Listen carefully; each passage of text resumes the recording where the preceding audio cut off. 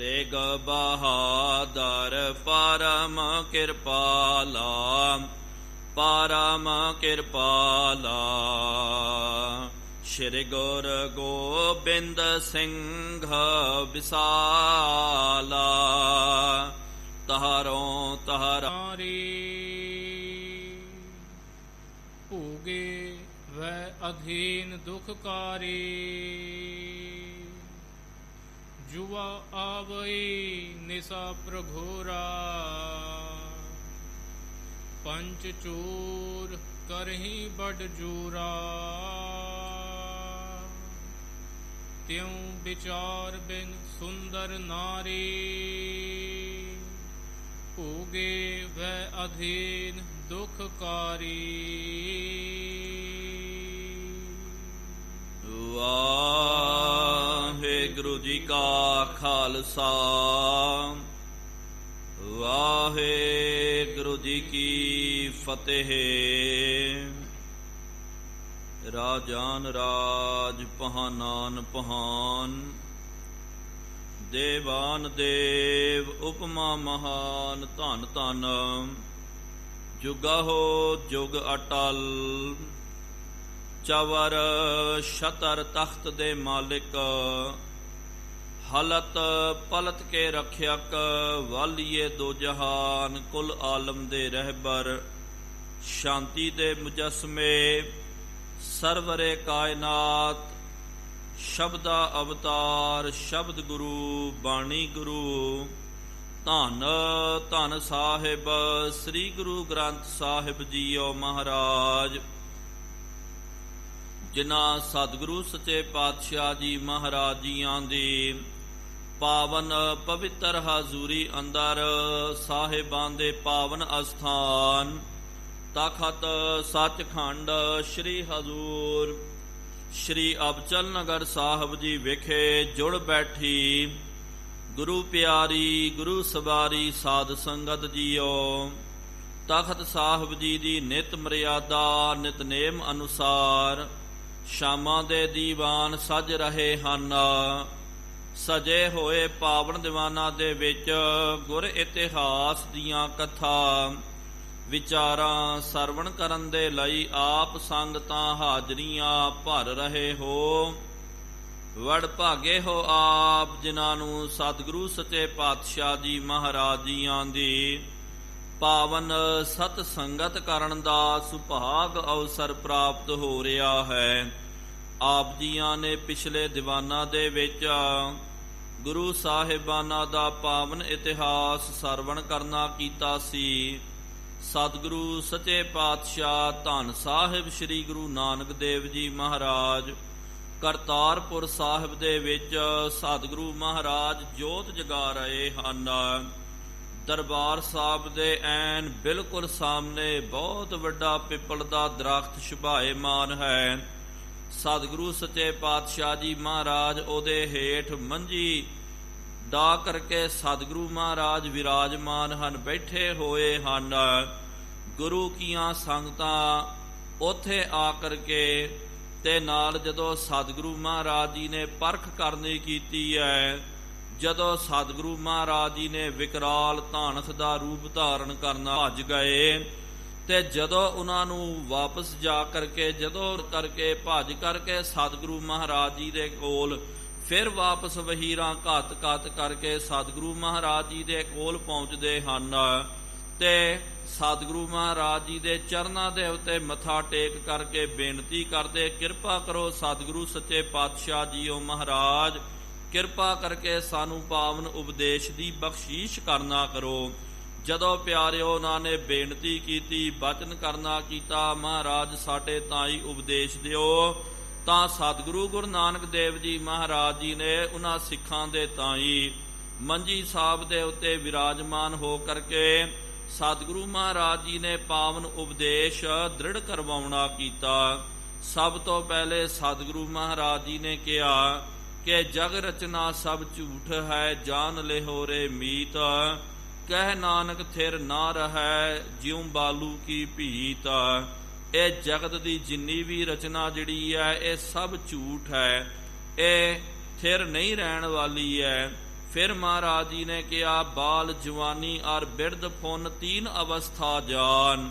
ਤੇ ਇਹ ਜਿਹੜੀਆਂ ਤਿੰਨ ਅਵਸਥਾਵਾਂ ਜਿਹੜੀਆਂ ਹਨ, ਇਹ ਜਿਹੜਾ ਜੀਵ ਬੰਦਗੀ ਤੋਂ ਬਗੈਰ, ਇਬਾਦਤ ਤੋਂ ਬਗੈਰ ਜਿਹੜਾ ਇਹਨਾਂ ਅਵਸਥਾਵਾਂ ਨੂੰ ਬਤੀਤ ਕਰ ਦਿੰਦਾ, ਉਹ ਅਵਸਥਾ ਉਹਦੀ ਵਿਅਰਥ ਚੱਲ ਜਾਂਦੀ ਹੈ, ਉਹ ਕਿਸੇ ਕੰਮ ਦੀ ਨਹੀਂ ਰਹਿ ਜਾਂਦੀ ਹੈ।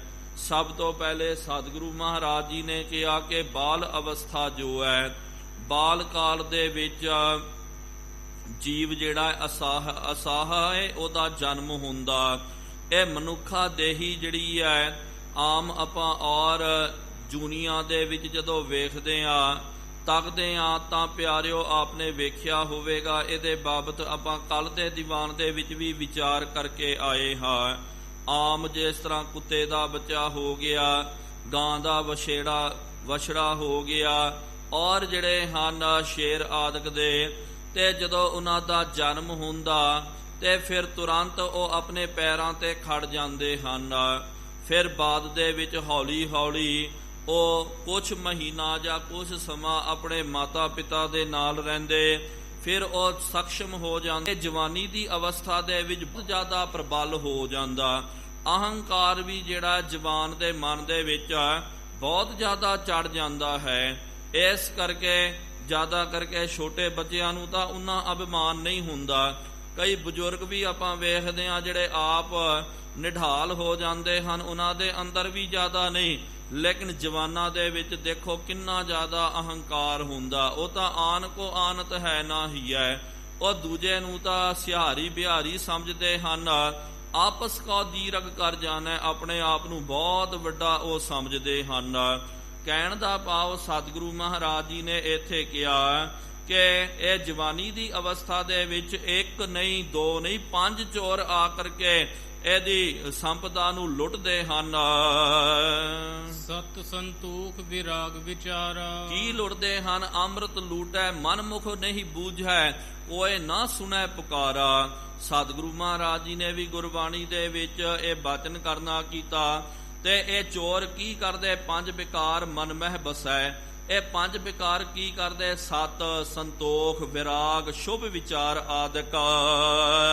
ਸ਼ਾਂਤ ਆਤਮਾ ਧਨ ਇਹ ਭਾਰਾ। ਸ਼ਾਂਤ ਆਤਮਾ ਇਹ ਭਾਰੀ ਧਨ ਜਿਹੜਾ ਹੈ ਬੰਦੇ ਦੇ ਅੰਦਰ ਹੈ, ਇਹ ਅੰਦਰ ਦੀ ਸੰਪਦਾ ਹੈ। ਇਹ ਬਾਰੀ ਤੌਰ ਤੇ ਚੋਰ ਦੀ, ਬਾਰੀ ਤੌਰ ਤੇ ਤਾਂ ਚੋਰ ਦਾ ਦ੍ਰਿਸ਼ਟਾਂਤ ਦਿੱਤਾ, ਲੇਕਿਨ ਇਹ ਚੋਰੀ ਬਾਰੀ ਤੌਰ ਤੇ ਨਹੀਂ ਹੁੰਦੀ ਹੈ। ਬੰਦੇ ਦੇ ਅੰਦਰ, ਮਨ ਦੇ ਅੰਦਰ, ਅੰਤਸ਼ਕਰਨ ਦੇ ਅੰਦਰ ਜਿਹੜਾ 5 ਵਿਕਾਰ ਚੋਰੀ ਕਰਦੇ ਹਨ, ਇਹ ਸ਼ੁਭ ਗੁਣ ਜਿਹੜੇ ਉਹ ਹਰ ਕਰਕੇ ਲੈ ਕੇ ਚੱਲ ਜਾਂਦੇ। ਸਰਬ ਸੁਚੂਰ ਖਸੂਟ ਲਿਜਾਈ। ਇਹ 5 ਵਿਕਾਰ ਆ ਕਰਕੇ ਬੰਦੇ ਦੀ ਇਹ ਜਿੰਨੀ ਸ਼ੁਭ ਜਿਹੜੇ ਗੁਣ ਜਿਹੜੇ ਹਨ ਉਹਨੂੰ ਖਸੂਟ ਕਰਕੇ, ਲੁੱਟ ਕਰਕੇ ਲੈ ਕੇ ਚੱਲ ਜਾਂਦੇ। ਜਨਮ ਮਰਨ ਦਾਰਿਦ ਦੁਖ ਪਾਈ। ਫਿਰ ਉਹ ਕੀ ਹੋ ਜਾਂਦਾ? ਬੰਦਾ ਜਿਹੜਾ ਦਾਰਿਦਰ ਬਣ ਜਾਂਦਾ, ਭਿਖਾਰੀ ਬਣ ਜਾਂਦਾ। ਜਿਹਦੇ ਕੋਲ ਪਿਆਰਿਓ ਬਹੁਤ ਜ਼ਿਆਦੀ ਮਾਇਆ ਹੋਵੇ ਤੇ ਸਮਝ ਲਿਓ ਉਹਦੇ ਘਰ ਦੇ ਵਿੱਚ ਚੋਰੀ ਹੋ ਜਾਵੇ, ਚੋਰਾਂ ਨੇ ਸਾਰਾ ਮਾਲ ਧਨ ਉਹਦਾ ਲੁੱਟ ਕੇ ਲੈ ਕੇ ਚੱਲ ਗਏ, ਤੇ ਉਹਦਾ ਜਿਹੜਾ ਭਿਖਾਰੀ ਕੰਗਾਲ ਬਣ ਜਾਂਦਾ ਹੈ। ਇਸ ਤਰ੍ਹਾਂ ਹੀ ਜੀਵ ਦੇ ਅੰਦਰ ਇਹ ਸ਼ੁਭ ਗੁਣ, ਇਹ 5 ਵਿਕਾਰ ਚੋਰੀ ਕਰਕੇ ਲੈ ਕੇ ਚੱਲ ਜਾਂਦੇ। ਜੀਵ ਜਿਹੜਾ ਫਿਰ ਕੰਗਾਲ ਹੋ ਜਾਂਦਾ, ਉਹਦੇ ਪੱਲੇ ਕੱਖ ਵੀ ਨਹੀਂ ਰਹਿੰਦਾ। ਉਹ ਫਿਰ ਚਲੇ ਜੁਆਰੀ ਦੋਏ ਹੱਥ ਝਾੜ। ਇਹ ਆਪਣੇ ਹੱਥਾਂ ਨੂੰ ਝਾੜ ਕਰਕੇ ਸੰਸਾਰ ਤੋਂ ਉਹ ਕੂਚ ਕਰ ਜਾਂਦਾ।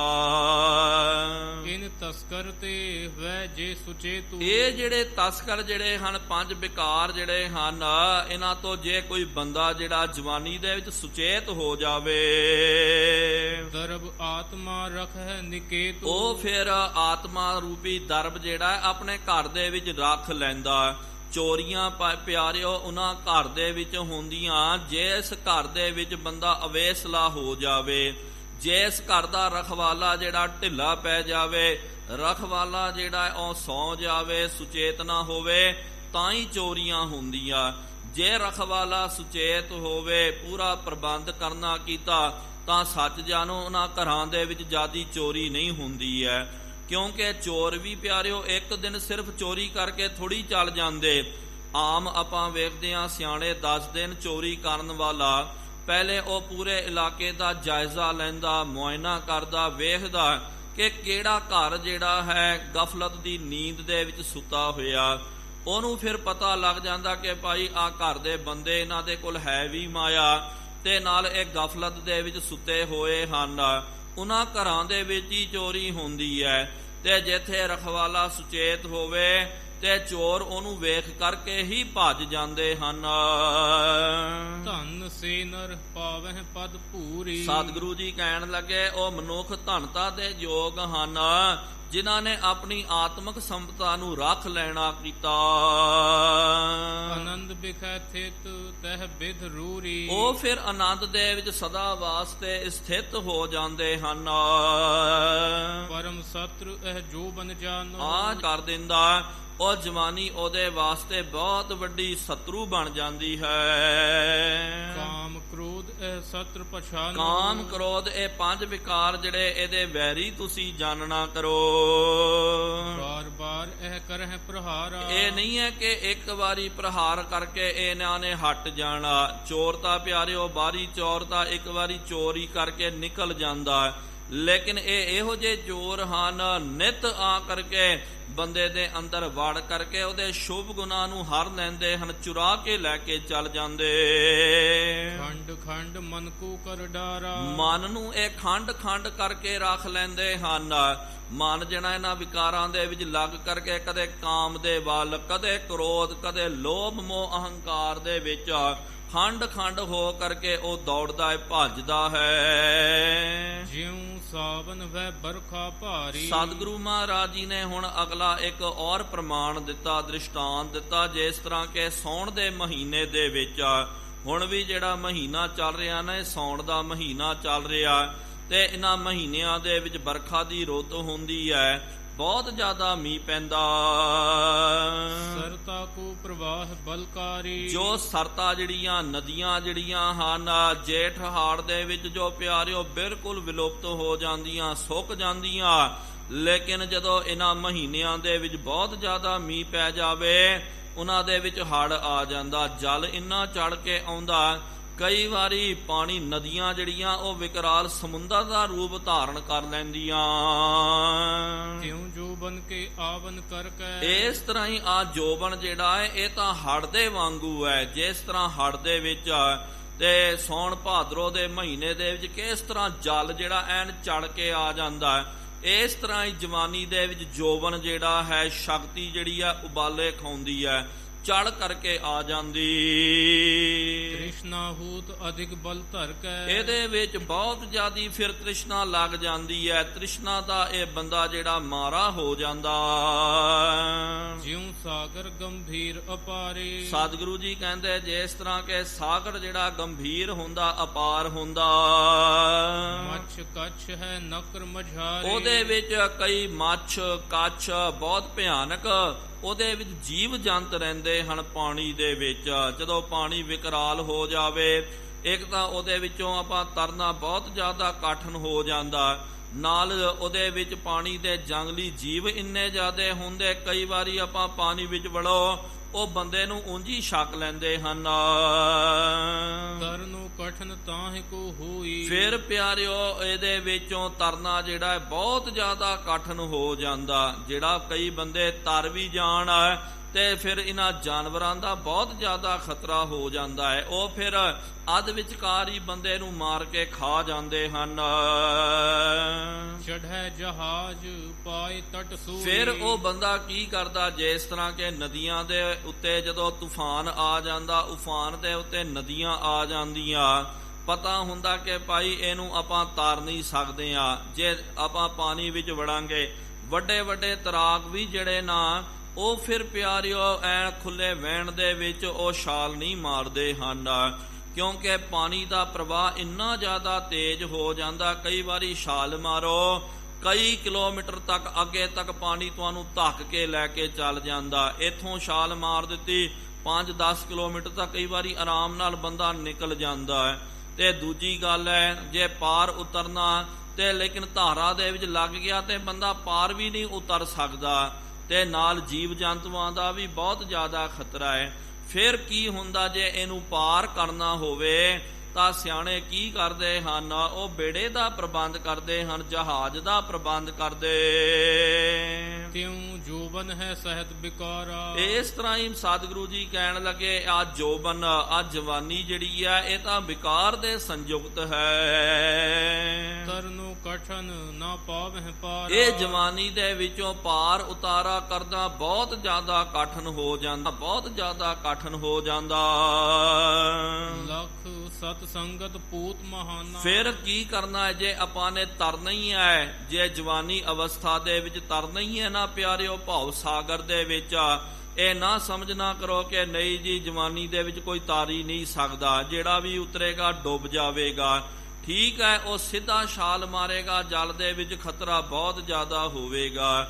ਲੇਕਿਨ ਜੇ ਉਹ ਕਿਸੇ ਜਹਾਜ਼ ਦਾ ਪ੍ਰਬੰਧ ਕਰ ਲੈਂਦਾ, ਜੇ ਜਹਾਜ਼ ਦੇ ਉੱਤੇ ਚੜ ਜਾਂਦਾ ਨਾ, ਫਿਰ ਪਿਆਰਿਓ ਸਵੱਲਾ ਹੀ ਜਿਹੜਾ ਹੈ ਉਹਦਾ ਪਾਰ ਉਤਾਰਾ ਹੋ ਜਾਂਦਾ, ਉਹ ਪਰਲੇ ਕਿਨਾਰੇ ਲੱਗ ਜਾਂਦਾ।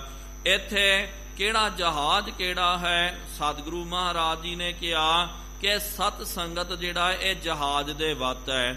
ਕਿਉਂਕਿ ਜਦੋਂ ਜਹਾਜ਼ ਦੀ ਗੱਲ ਆਉਂਦੀ ਹੈ, ਸੰਸਾਰ ਸਾਗਰ ਤੋਂ ਤਰਨ ਦੀ ਗੱਲ ਆਉਂਦੀ ਹੈ, ਸਤਿਗੁਰੂ ਮਹਾਰਾਜ ਜੀ ਨੇ ਕਦੇ ਗੁਰੂ ਨੂੰ ਜਹਾਜ਼ ਕਿਹਾ, ਕਦੇ ਪਰਮਾਤਮਾ ਨੂੰ ਜਹਾਜ਼ ਕਿਹਾ, ਕਦੇ ਸਤਿਗੁਰਾਂ ਦੇ ਚਰਨਾਂ ਨੂੰ ਜਹਾਜ਼ ਕਿਹਾ, ਕਦੇ ਸਤਿਗੁਰੂ ਮਹਾਰਾਜ ਜੀ ਨੇ ਬਾਣੀ ਦਾ ਜਿਹੜਾ ਹੈ ਇਹ ਜਹਾਜ਼ ਕਿਹਾ, ਕਦੇ ਨਾਮ, ਨਾਨਕ ਨਾਮ ਜਹਾਜ਼ ਹੈ, ਨਾਮ ਨੂੰ ਸਤਿਗੁਰੂ ਮਹਾਰਾਜ ਜੀ ਨੇ, ਤੇ ਕਦੇ ਸਤਿਗੁਰੂ ਮਹਾਰਾਜ ਜੀ ਨੇ ਸਤ ਸੰਗਤ ਨੂੰ ਜਹਾਜ਼ ਕਿਹਾ।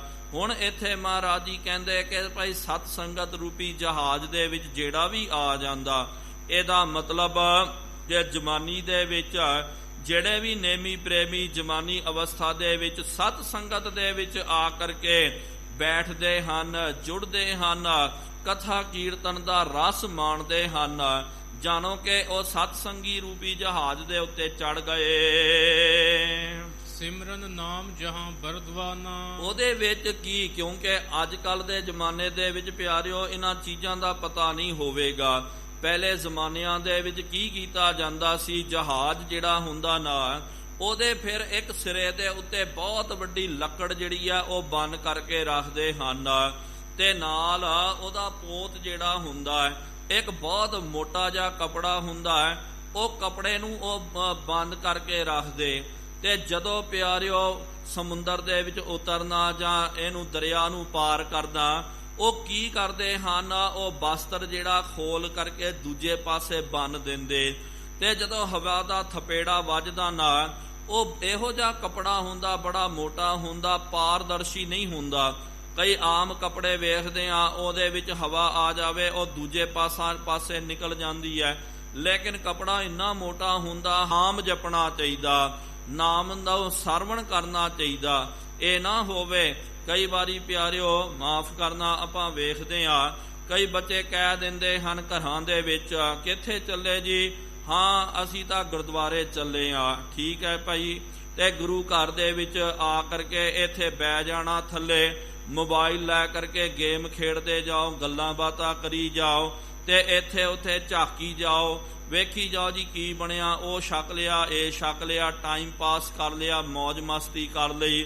ਘਰ ਵਾਲਿਆਂ ਨੂੰ ਲੱਗਦਾ ਕਿ ਲਓ ਜੀ ਸਾਡਾ ਬੱਚਾ ਤਾਂ ਬਹੁਤ ਵਧੀਆ ਜੀ, ਉਹ ਤਾਂ ਸਤ ਸੰਗਤ ਕਰਨ ਵਾਸਤੇ ਗਿਆ। ਤੇ ਬੱਚਾ ਵੀ ਕਹਿ ਦਿੰਦਾ ਜਦੋਂ ਉਹਨੂੰ ਪੁੱਛੋ ਕਿੱਥੇ ਹੈ, ਕਿ ਨਹੀਂ ਜੀ ਮੈਂ ਤਾਂ ਗੁਰੂ ਘਰ ਦੇ ਵਿੱਚ ਹੈ। ਭਾਈ ਤੂੰ ਗੁਰੂ ਘਰ ਦੇ ਵਿੱਚ ਹੈ, ਸਤ ਸੰਗਤ ਦੇ ਜਹਾਜ਼ ਦੇ ਵਿੱਚ ਆਇਆ, ਲੇਕਿਨ ਨਾਮ ਦਾ ਬਾਰਦਾਨਾ ਤਾਂ ਤੂਨੇ ਖੋਲਿਆ ਨਹੀਂ ਹੈ। ਇੱਥੇ ਵੀ ਆ ਕਰਕੇ ਫਿਰ ਗੱਲਾਂ ਬਾਤਾਂ ਕੀਤੀਆਂ, ਇੱਥੇ ਹੀ ਆ ਕਰਕੇ ਫਿਰ ਮੌਜ ਮਸਤੀ ਕਰਕੇ ਚੱਲ ਗਏ, ਉਹਦਾ ਕੀ ਲਾਭ ਹੈ? ਫਿਰ ਪਿਆਰਿਓ ਕੋਈ ਲਾਭ ਨਹੀਂ ਹੈ। ਸਤ ਸੰਗਤ ਕੈਸੀ ਜਾਣੀ ਹੈ, ਜਿੱਥੇ ਇੱਕੋ ਨਾਮ ਵਖਾਨੀ ਹੈ।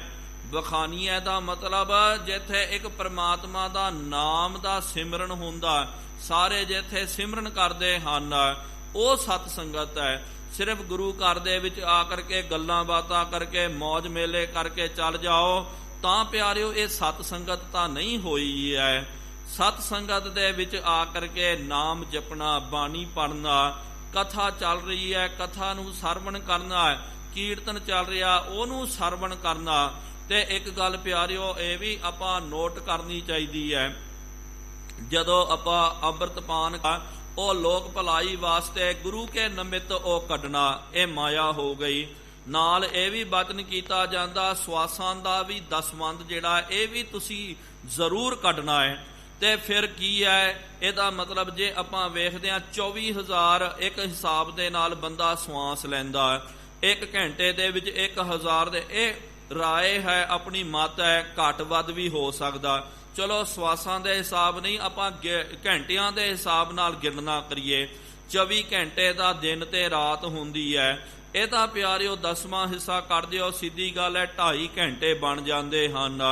ਤੇ 2.5 ਘੰਟੇ ਆਪਾਂ ਨੇ ਸਫਲ ਕਰਨਾ ਹੈ, ਨਿਸ਼ਕਾਮ ਭਾਵਨਾ ਦੇ ਨਾਲ ਇਹਨੂੰ ਬਤੀਤ ਕਰਨਾ ਹੈ। ਤੇ ਹੁਣ ਆਪ ਜੀ ਸਤ ਸੰਗਤ ਦੇ ਵਿੱਚ ਆ ਕਰਕੇ ਸਮਝੋ, 1 ਘੰਟਾ ਆਪ ਜੀ ਨੇ ਕਥਾ ਨੂੰ ਸਰਵਣ ਕੀਤਾ, ਸੱਚ ਜਾਣੋ ਤੁਹਾਡਾ 1 ਘੰਟਾ ਜਿਹੜਾ ਸਫਲਾ ਹੋ ਗਿਆ। 1 ਘੰਟੇ ਦਾ ਇਹ ਸਿਮਰਨ ਹੋ ਗਿਆ ਤੇ ਅੱਧਾ ਘੰਟਾ ਕੀਰਤਨ ਸਰਵਣ ਕੀਤਾ, ਉਹ ਆਪ ਜੀ ਦਾ ਸਫਲ ਹੋ ਗਿਆ, ਉਹ ਲੇਖੇ ਲੱਗ ਗਿਆ। ਗੁਰਬਾਣੀ ਦਾ ਪਾਠ ਕੀਤਾ, ਉਹ ਆਪ ਜੀ ਦਾ ਸਫਲ ਹੋਇਆ। ਤੇ ਗੁਰੂ ਘਰ ਦੇ ਵਿੱਚ ਆ ਕਰਕੇ ਜਿੱਥੇ ਵੀ ਲੋੜ ਪੈਂਦੀ ਹੈ ਨਿਸ਼ਕਾਮ ਭਾਵਨਾ ਦੇ ਨਾਲ ਸੇਵਾ ਕੀਤੀ ਹੈ, ਉਨਾ ਸਮਾਂ ਜਿਹੜਾ ਤੁਹਾਡਾ ਦਸਵੰਧ ਦਾ ਜਿਹੜਾ ਉਹ ਸਫਲ ਹੁੰਦਾ ਜਾ ਰਿਹਾ। ਇਸ ਕਰਕੇ ਸਮਾਂ ਵੀ ਜਿਹੜਾ ਦਸਵੰਧ ਦਾ ਦੇਣਾ ਚਾਹੀਦਾ ਸਤ ਸੰਗਤ ਦੇ ਵਿੱਚ, ਤੇ ਉਚੇਚੇ ਤੌਰ ਤੇ ਆ ਕਰਕੇ ਨਾਮ ਦੇ ਨਾਲ ਜੁੜਨਾ, ਤਾਂ ਹੀ ਤਾਂ ਉਹ ਸਤ ਸੰਗਤ ਹੈ। ਤਹਿ ਕੋ ਪਾਵਹੁ ਤਰਹੁ ਸੁਖਾਰੇ, ਕੋਈ ਜਿਹੜਾ ਹੈ ਜਿਹਨੂੰ ਇਹਨਾਂ ਵਸਤੂਆਂ ਦੀ ਪ੍ਰਾਪਤੀ ਹੋ ਜਾਂਦੀ ਸਤ ਸੰਗਤ ਦੇ ਵਿੱਚ, ਗੁਰੂ ਜਪਦਾ, ਉਹ ਸੁਖਾਰੇ ਹੀ ਜਿਹੜਾ ਹੈ ਸੰਸਾਰ ਸਾਗਰ ਤੋਂ ਤਰ ਜਾਂਦਾ।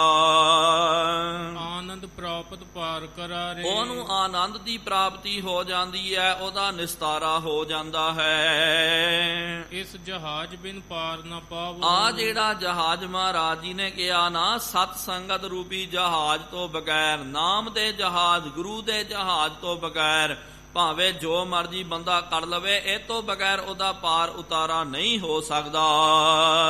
ਨਿਮਰਿ ਭਾਵ ਵੈ ਸੇਵ ਕਮਾਵੋ, ਤੇ ਗੁਰੂ ਘਰ ਦੇ ਵਿੱਚ ਵੀ ਆ ਕਰਕੇ ਨਿਮਰੀ ਭਾਵਨਾ ਦੇ ਨਾਲ ਨਿਮਰਤਾ ਧਾਰਨ ਕਰਕੇ ਸੇਵਾ ਕਰਨੀ ਚਾਹੀਦੀ ਹੈ। ਅਹੰਕਾਰ ਦਾ ਪ੍ਰਗਟਾਵਾ ਨਹੀਂ ਕਰਨਾ ਚਾਹੀਦਾ। ਦੋਹਰਾ ਬਾਲ ਬੈਸ ਕੋ ਜੁਵਾ ਜਿਉ ਗ੍ਰਾਸ ਲੇਤ ਤਤਕਾਲ, ਸਤਿਗੁਰੂ ਮਹਾਰਾਜ ਜੀ ਨੇ ਕਿਹਾ ਜਿਸ ਤਰ੍ਹਾਂ ਕਿ ਬਾਲ ਬੈਸ ਜਿਹੜੀ ਹੁੰਦੀ ਹੈ, ਬਾਲ ਅਵਸਥਾ ਨੂੰ ਜਵਾਨੀ ਅਵਸਥਾ ਜਿਹੜੀ ਹੈ ਗ੍ਰਾਸ ਲੈਂਦੀ ਹੈ, ਨਿਗਲ ਲੈਂਦੀ ਹੈ, ਤੈਸੇ ਹੀ ਇਸ ਜੁਵਾ ਕੋ ਗ੍ਰਸ ਹੀ ਜਰਾ ਵਿਸਾਲ, ਇਸ ਤਰ੍ਹਾਂ ਹੀ ਆ ਜੁਵਾ ਅਵਸਥਾ ਜਿਹੜੀ ਹੈ ਜਵਾਨੀ ਦੀ ਅਵਸਥਾ ਨੂੰ ਇੱਕ ਵਾਰੀ ਫਿਰ ਬੁਢਾਪੇ ਦੀ ਅਵਸਥਾ ਨੇ ਆ ਕਰਕੇ, ਜਰਾ ਨੇ ਆ ਕਰਕੇ ਇਹਨੂੰ ਗ੍ਰਸ ਲੈਣਾ, ਇਹਨੂੰ ਲੀਲ ਲੈਣਾ, ਹੜੱਪ ਕਰ ਜਾਣਾ। ਤੇ ਬੰਦੇ ਨੂੰ ਪਤਾ ਹੀ ਨਹੀਂ ਲੱਗਦਾ, ਉਹਨੂੰ ਤਾਂ ਲੱਗਦਾ ਆਪਣੇ ਕੇਸਾਂ ਨੂੰ ਕਾਲੇ ਕਰ ਕਰਕੇ, ਰੰਗ ਰੋਗਨ ਲਾ ਕਰਕੇ ਉਹਨੂੰ ਲੱਗਦਾ ਜੀ 80 ਸਾਲ ਦਾ ਵੀ ਹੋ ਜਾਂਦਾ। ਹੱਥ ਪੈਰ ਕੰਮਦੇ ਰਹਿੰਦੇ ਹਨ, ਦਿਖਦਾ ਨਹੀਂ ਹੈ, ਤੇ ਬੋਲਣਾ ਔਰ ਚਾਹੁੰਦਾ ਕੁਝ ਔਰ ਨਿਕਲ ਜਾਂਦਾ।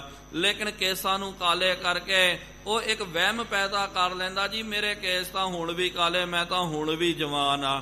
ਭਾਵੇਂ ਭਾਈ ਜਿੰਨਾ ਮਰਜੀ ਤੂੰ ਕੇਸ ਨੂੰ ਕਾਲੇ ਕਰਨਾ ਕਰ, ਲੇਕਿਨ ਬੁਢਾਪਾ ਤਾਂ ਤੈਨੂੰ ਆ ਗਿਆ। ਇਹ ਨਹੀਂ ਹੁੰਦਾ, ਕਦੇ ਪਤਾ ਵੀ ਨਹੀਂ ਚੱਲਦਾ ਕਿ ਬੁਢਾਪਾ ਆ ਗਿਆ ਕਰਕੇ। ਇੱਕਦਮ ਪਿਆਰਿਓ ਜਵਾਨੀ ਜਾਂਦੀ ਰਹਿੰਦੀ ਹੈ ਤੇ ਬੁਢਾਪਾ ਆਉਂਦਾ ਰਹਿੰਦਾ। ਇਸ ਤਰ੍ਹਾਂ ਕਰਦੇ ਕਰਦੇ ਇੱਕਦਮ ਬੁਢਾਪਾ ਚੜ ਜਾਂਦਾ। ਚੌਪਈ ਜਰਜਰੀ ਭੂਤ ਦੇਹ ਵਹਿ ਜਾਹੀ, ਸਤਿਗੁਰੂ ਜੀ ਕਹਿਣ ਲੱਗੇ ਜਦੋਂ ਬੁਢਾਪਾ ਆ ਜਾਵੇਗਾ ਨਾ, ਇਹ ਦੇਹੀ ਜਿਹੜੀ ਹੈ ਇਹ ਜਰਜਰੀ ਹੋ ਜਾਵੇਗੀ। ਸਤਿਗੁਰੂ ਮਹਾਰਾਜ ਜੀ ਨੇ ਕਿਹਾ ਨਾ ਕਿ ਇਹ ਤਨ ਇਹ ਜਿਹੜਾ ਹੈ ਇਹ ਤੂੰ ਜਰ ਲੱਗ ਜਾਂਦਾ ਹੈ, ਇਸ ਨੂੰ ਜਰਾ ਪਹੁੰਚੈ ਆਏ। ਭਾਵ ਕਿ ਕਬੀਰ ਸਾਹਿਬ ਜੀ ਦਾ ਵੀ ਆਪਾਂ ਇੱਕ ਬਚਨ ਪੜ੍ਹਦੇ ਆ, ਉਹਨਾਂ ਨੇ ਇੱਕ ਇਹ ਸ਼ਲੋਕ ਉਚਾਰਨ ਕਰਨਾ ਕੀਤਾ ਤੇ ਉਹ ਕਹਿੰਦੇ ਕਿ ਭਾਈ ਜੇ ਤੇਰੇ ਕੋਲ ਚੰਗਾ ਉੱਚਾ ਆਵਾਸ ਹੈ, ਆਪਣੇ ਘਰ ਨੂੰ ਵੇਖ ਕਰਕੇ ਮਾਨ ਨਾ ਕਰਨਾ ਕਰ। ਤੇ ਜੇ ਤੇਰੇ ਕੋਲ ਬਹੁਤ ਜ਼ਿਆਦੀ ਮਾਇਆ ਹੈ, ਜੀ ਨੇ ਕਿਹਾ ਕਿ ਕਬੀਰ ਗਰਬ ਨਾ ਕੀਜੀਐ ਦੇਹੀ ਦੇਖ ਸੁਰੰਗ, ਆਜ ਕਾਲ ਤਜ ਜਾਹੋਂਗੇ ਜਿਉ ਕਾਂਚੁਰੀ ਭੁਯੰਗ। ਜਿਸ ਤਰ੍ਹਾਂ ਸੱਪ ਆਪਣੀ ਕਾਂਚੁਲੀ ਨੂੰ ਛੱਡ ਕਰਕੇ ਚੱਲ ਜਾਂਦਾ, ਨਿਕਲ ਜਾਂਦਾ, ਇਸ ਤਰ੍ਹਾਂ ਭਾਈ ਤੂਨੇ ਵੀ ਨਿਕਲ ਜਾਣਾ ਤੇ ਤੇਰਾ ਇਹ ਸਰੀਰ ਜਿਹੜਾ ਹੈ ਇਹ ਜਰਜਰਾ ਹੋ ਜਾਵੇਗਾ। ਜਿਸ ਤਰ੍ਹਾਂ ਕਿ ਆਪ ਨੇ ਵੇਖਿਆ ਹੋਵੇਗਾ ਸੱਪ ਜਿਹੜਾ ਪਿਆਰਿਓ ਉਹਦੀ ਖੱਲ ਜਦੋਂ ਪੁਰਾਣੀ ਹੋ ਜਾਵੇ ਤੇ ਇੱਕਦਮ ਜਰਜਰੀ ਜੀ ਹੋ ਜਾਂਦੀ ਹੈ ਤੇ ਫਿਰ ਇੱਕ ਦਿਨ ਜਿਹੜਾ ਸੱਪ ਉਹ ਜਰਜਰੀ ਜਿਹੜੀ ਕਾਇਆ ਜਿਹੜੀ ਹੈ ਕਾਂਚਲੀ ਨੂੰ ਜਿਹੜਾ ਛੱਡ ਕਰਕੇ ਨਿਕਲ ਜਾਂਦਾ। ਇਸ ਤਰ੍ਹਾਂ ਹੀ ਬੁਢਾਪਾ ਜਦੋਂ ਆ ਜਾਂਦਾ ਸਰੀਰ ਵੀ ਜਿਹੜਾ ਪਿਆਰਿਓ ਇੱਕਦਮ ਜਰਜਰਾ ਹੁੰਦਾ। ਕਿਉਂ ਹੋ ਜਾਂਦਾ? ਕਿਉਂਕਿ ਜਵਾਨੀ ਦੇ ਵਿੱਚ ਭਾਰਾ ਹੁੰਦਾ, ਤਗੜਾ ਹੁੰਦਾ, ਬਲਸ਼ਾਲੀ ਹੁੰਦਾ। ਬੁਢਾਪੇ ਦੇ ਵਿੱਚ ਮਾਸ ਚਰਬੀ ਜਿਹੜੀ ਹੈ ਗਲ ਜਾਂਦੀ ਹੈ, ਹੱਡੀਆਂ ਵੀ ਕਮਜ਼ੋਰ ਹੋ ਜਾਂਦੀਆਂ। ਲੇਕਿਨ ਇੱਕ ਵਾਰੀ ਚਮੜੀ ਜਿਹੜੀ ਹੈ ਫੈਲ ਗਈ ਉਹ ਫਿਰ ਸੁਕੜਦੀ ਨਹੀਂ ਹੈ, ਉਹਦਾ ਆਕਾਰ ਉਹੀ ਰਹਿ ਜਾਂਦਾ, ਮਾਸ ਤਾਂ ਅੰਦਰੋਂ ਖਤਮ ਹੋ ਜਾਂਦਾ ਤੇ ਉਹ ਜਿਹੜੀ ਲਚੀਲੀ ਜੀ ਜਿਹੜੀ ਹੈ ਕਾਇਆ ਰਹਿ ਜਾਂਦੀ ਹੈ, ਸਰੀਰ ਦਾ ਉਤਲਾ ਹਿੱਸਾ ਰਹਿ ਜਾਂਦਾ। ਇਹਨੂੰ ਆਪਾਂ ਕਹਿੰਦੇ ਆ ਜਰਜਰਾ। ਸਤਿਗੁਰੂ ਮਹਾਰਾਜ ਕਹਿਣ ਲੱਗੇ ਜਰਜਰ ਭੂਤ ਦੇਹ ਹੋਇ ਜਾਹੀ। ਸਰੀਰ ਜਿਹੜਾ ਕਿਉਂਕਿ ਜਵਾਨੀ ਦੇ ਵਿੱਚ ਭਰ ਜੋਬਨ ਦੇ ਵਿੱਚ ਸਰੀਰ ਰਿਸ਼ਟ ਪੁਸ਼ਟ ਹੁੰਦਾ, ਭਰਿਆ ਹੋਇਆ ਹੁੰਦਾ, ਉਹੀ ਸਰੀਰ ਬੁਢਾਪੇ ਦੇ ਵਿੱਚ ਜਰਜਰਾ ਹੋ ਜਾਂਦਾ ਹੈ। ਬੁੱਧ ਖੀਣ ਨਹਿ ਨੈਣ ਦਿਸਾਹੀ। ਬੁੱਧ ਜਿਹੜੀ ਆ ਖੀਨ ਹੋ ਜਾਂਦੀ ਹੈ, ਮਤ ਮਾਰੀ ਜਾਂਦੀ ਹੈ। 60 ਕੇ ਬੁਢੇਪਾ ਆਵੈ 70 ਕਾ ਮਤਹੀਨ 80 ਕਾ ਵਿਵਹਾਰ ਨਾ ਪਾਵੈ। 70 ਦੀ ਉਮਰ ਆਉਂਦੇ ਆਉਂਦੇ ਮਤਹੀਣਾ ਹੋ ਜਾਂਦਾ। 80 ਦੇ ਉਮਰ ਆਉਂਦੇ ਆਉਂਦੇ ਉਹਨੂੰ ਕੋਈ ਵਿਵਹਾਰ ਜਿਹੜਾ ਨਹੀਂ ਸੁਝਦਾ ਹੈ। ਪੁੰਡਰ ਕੇਸ ਕੁਸਮ ਤੇ ਧਵਲੇ ਸਪਤ ਪਾਤਾਲ ਕੀ ਬਾਣੀ ਲੋਚਨ ਸਰਵਹਿ ਹੈ। ਬੁੱਧ ਬਲ ਨਾਠੀ ਤਾਂ ਕਾਮ ਪਵਸ ਮਾਧਾਨੀ। ਭਾਵ ਕਿ ਅੱਖਾਂ ਸਿਮਦੀਆਂ ਰਹਿੰਦੀਆਂ ਤੇ ਇਹਦੇ ਕੇਸ ਇਸ ਤਰ੍ਹਾਂ ਚਿੱਟੇ ਹੋ ਜਾਂਦੇ ਜਿਸ ਤਰ੍ਹਾਂ ਚਿੱਟਾ ਫੁੱਲ ਹੁੰਦਾ ਹੈ, ਉਸ ਤਰ੍ਹਾਂ ਇਹਦੇ ਕੇਸ ਚਿੱਟੇ ਹੋ ਜਾਂਦੇ ਹਨ। ਕਰਨ ਨ ਸੁਨਹੀ ਸਿਰ ਤਬ ਕਾਂਪਾ। ਸਿਰ ਕੰਪਿਓ ਪਗ ਡਗਮਗੈ ਨੈਣ ਜੋਤ ਤੇ ਹੀਨ। ਕਹੋ ਨਾਨਕ ਇਹ ਬਿਦ ਭਈ ਤਉ ਨਾ ਹਰ ਰਸ ਲੀਨ। ਬੁਢਾਪੇ ਦੇ ਵਿੱਚ ਕਈ ਬਜ਼ੁਰਗ ਬੰਦੇ ਜਿਹੜੇ ਹਨ ਉਹਨਾਂ ਦਾ ਕੌਨਸ਼ੀਅਸਨੈਸ ਜਿਹੜਾ ਉਹ ਖਤਮ ਹੋ ਜਾਂਦਾ। ਖੁਦ ਬਾ ਖੁਦ ਪਿਆਰਿਓ ਆਪਨੇ ਵੀ ਵੇਖਿਆ ਹੋਵੇਗਾ ਸਰੀਰ ਦੀਆਂ ਨਾੜੀਆਂ ਜਿਹੜੀਆਂ ਇੰਨੀਆਂ ਕਮਜ਼ੋਰ ਹੋ ਜਾਂਦੀਆਂ, ਉਹਨਾਂ ਦਾ ਹੱਥ ਖੁਦ ਬਾ ਖੁਦ ਹਿਲਦਾ ਰਹਿੰਦਾ। ਸਿਰ ਕੰਪਿਓ, ਸਿਰ ਜਿਹੜਾ ਖੁਦ ਬਾ ਖੁਦ ਹਿਲਦਾ ਹੀ ਰਹਿੰਦਾ। ਪੱਗ ਜਿਹੜੇ ਹਨ ਪੈਰ ਉਹਨਾਂ ਦੇ ਡਗਮਗਾਏ ਜਾਂਦੇ ਹਨ ਤੇ ਕਰਨ ਨਾ ਸੁਨਹੀ, ਕਰਨ ਤੋਂ ਤੇ ਕੰਨਾਂ ਤੋਂ ਉਹਨਾਂ ਨੂੰ ਸੁਣਾਈ ਨਹੀਂ ਦਿੰਦਾ ਹੈ। ਤ੍ਰਿਸ਼ਨਾ ਅਧਿਕ ਹੋਤ ਪ੍ਰਤਾਪ। ਲੇਕਿਨ ਇੰਨਾ ਸਭ ਕੁਝ ਹੋਣ ਦੇ ਬਾਵਜੂਦ ਵੀ ਲੇਕਿਨ ਆ ਤ੍ਰਿਸ਼ਨਾ ਜਿਹੜੀ ਹੈ ਉਹ ਨਹੀਂ ਬੁਝਦੀ ਹੈ, ਉਹ ਕਦੇ ਖਤਮ ਨਹੀਂ ਹੁੰਦੀ ਹੈ। ਤ੍ਰਿਸ਼ਨਾ ਔਰ ਵੱਧਦੀ ਜਾਂਦੀ ਹੈ ਔਰ ਮੈਨੂੰ ਮਿਲ ਜਾਵੇ। ਚਲੋ ਜੀ ਬੇਟੇ ਦਾ ਵਿਆਹ ਵੇਖ ਲਿਆ, ਹੁਣ ਪੋਤਰਾ ਹੋਵੇ ਉਹਦਾ ਵਿਆਹ ਵੇਖਾਂਗੇ। ਅੰਦਰ ਖਾਤੇ ਤ੍ਰਿਸ਼ਨਾ ਉਹ ਖਤਮ ਨਹੀਂ ਹੁੰਦੀ। ਢੀਲੋ ਮਾਸ ਸੁੰਦਰਤਾ ਹਰਹੀ। ਉਹਦਾ ਮਾਸ ਜਿਹੜਾ ਢਿੱਲਾ ਪੈ ਜਾਂਦਾ, ਲਚੀਲਾ ਬਣ ਜਾਂਦਾ, ਜਰਜਰੀ ਕਾਇਆ ਹੋ ਜਾਂਦੀ ਹੈ ਤੇ ਸੁੰਦਰਤਾ ਹੀ ਬਿਲਕੁਲ ਉਹਦੀ ਖਤਮ ਹੋ ਜਾਂਦੀ ਹੈ। ਹਾਂ, ਇਹ ਗੱਲ ਵੱਖਰੀ ਹੈ ਅਜੋਕੇ ਜ਼ਮਾਨੇ ਦੇ ਵਿੱਚ ਕਈ ਜਿਹੜੇ ਹਨ ਕੁਛ ਲਾ ਕਰਕੇ ਪਾਊਡਰ ਸ਼ਾਊਡਰ ਜਾਂ ਔਰ ਕਈ ਪਦਾਰਥ ਲਾ ਕਰਕੇ ਆਪਣੇ ਆਪ ਨੂੰ ਚੰਗਾ ਦਿਖਾਉਣ ਦਾ ਯਤਨ ਕਰੇ ਉਹ ਬੁੱਢੇ ਕੋਈ ਬੰਦੇ, ਲੇਕਿਨ ਅੰਦਰੋਂ ਤਾਂ ਪਿਆਰਿਓ ਨਹੀਂ ਹੁੰਦਾ, ਉਹ ਤਾਂ ਬਾਹਰੀ ਜਿਹੜਾ ਰੰਗ ਰੂਪ ਹੁੰਦਾ।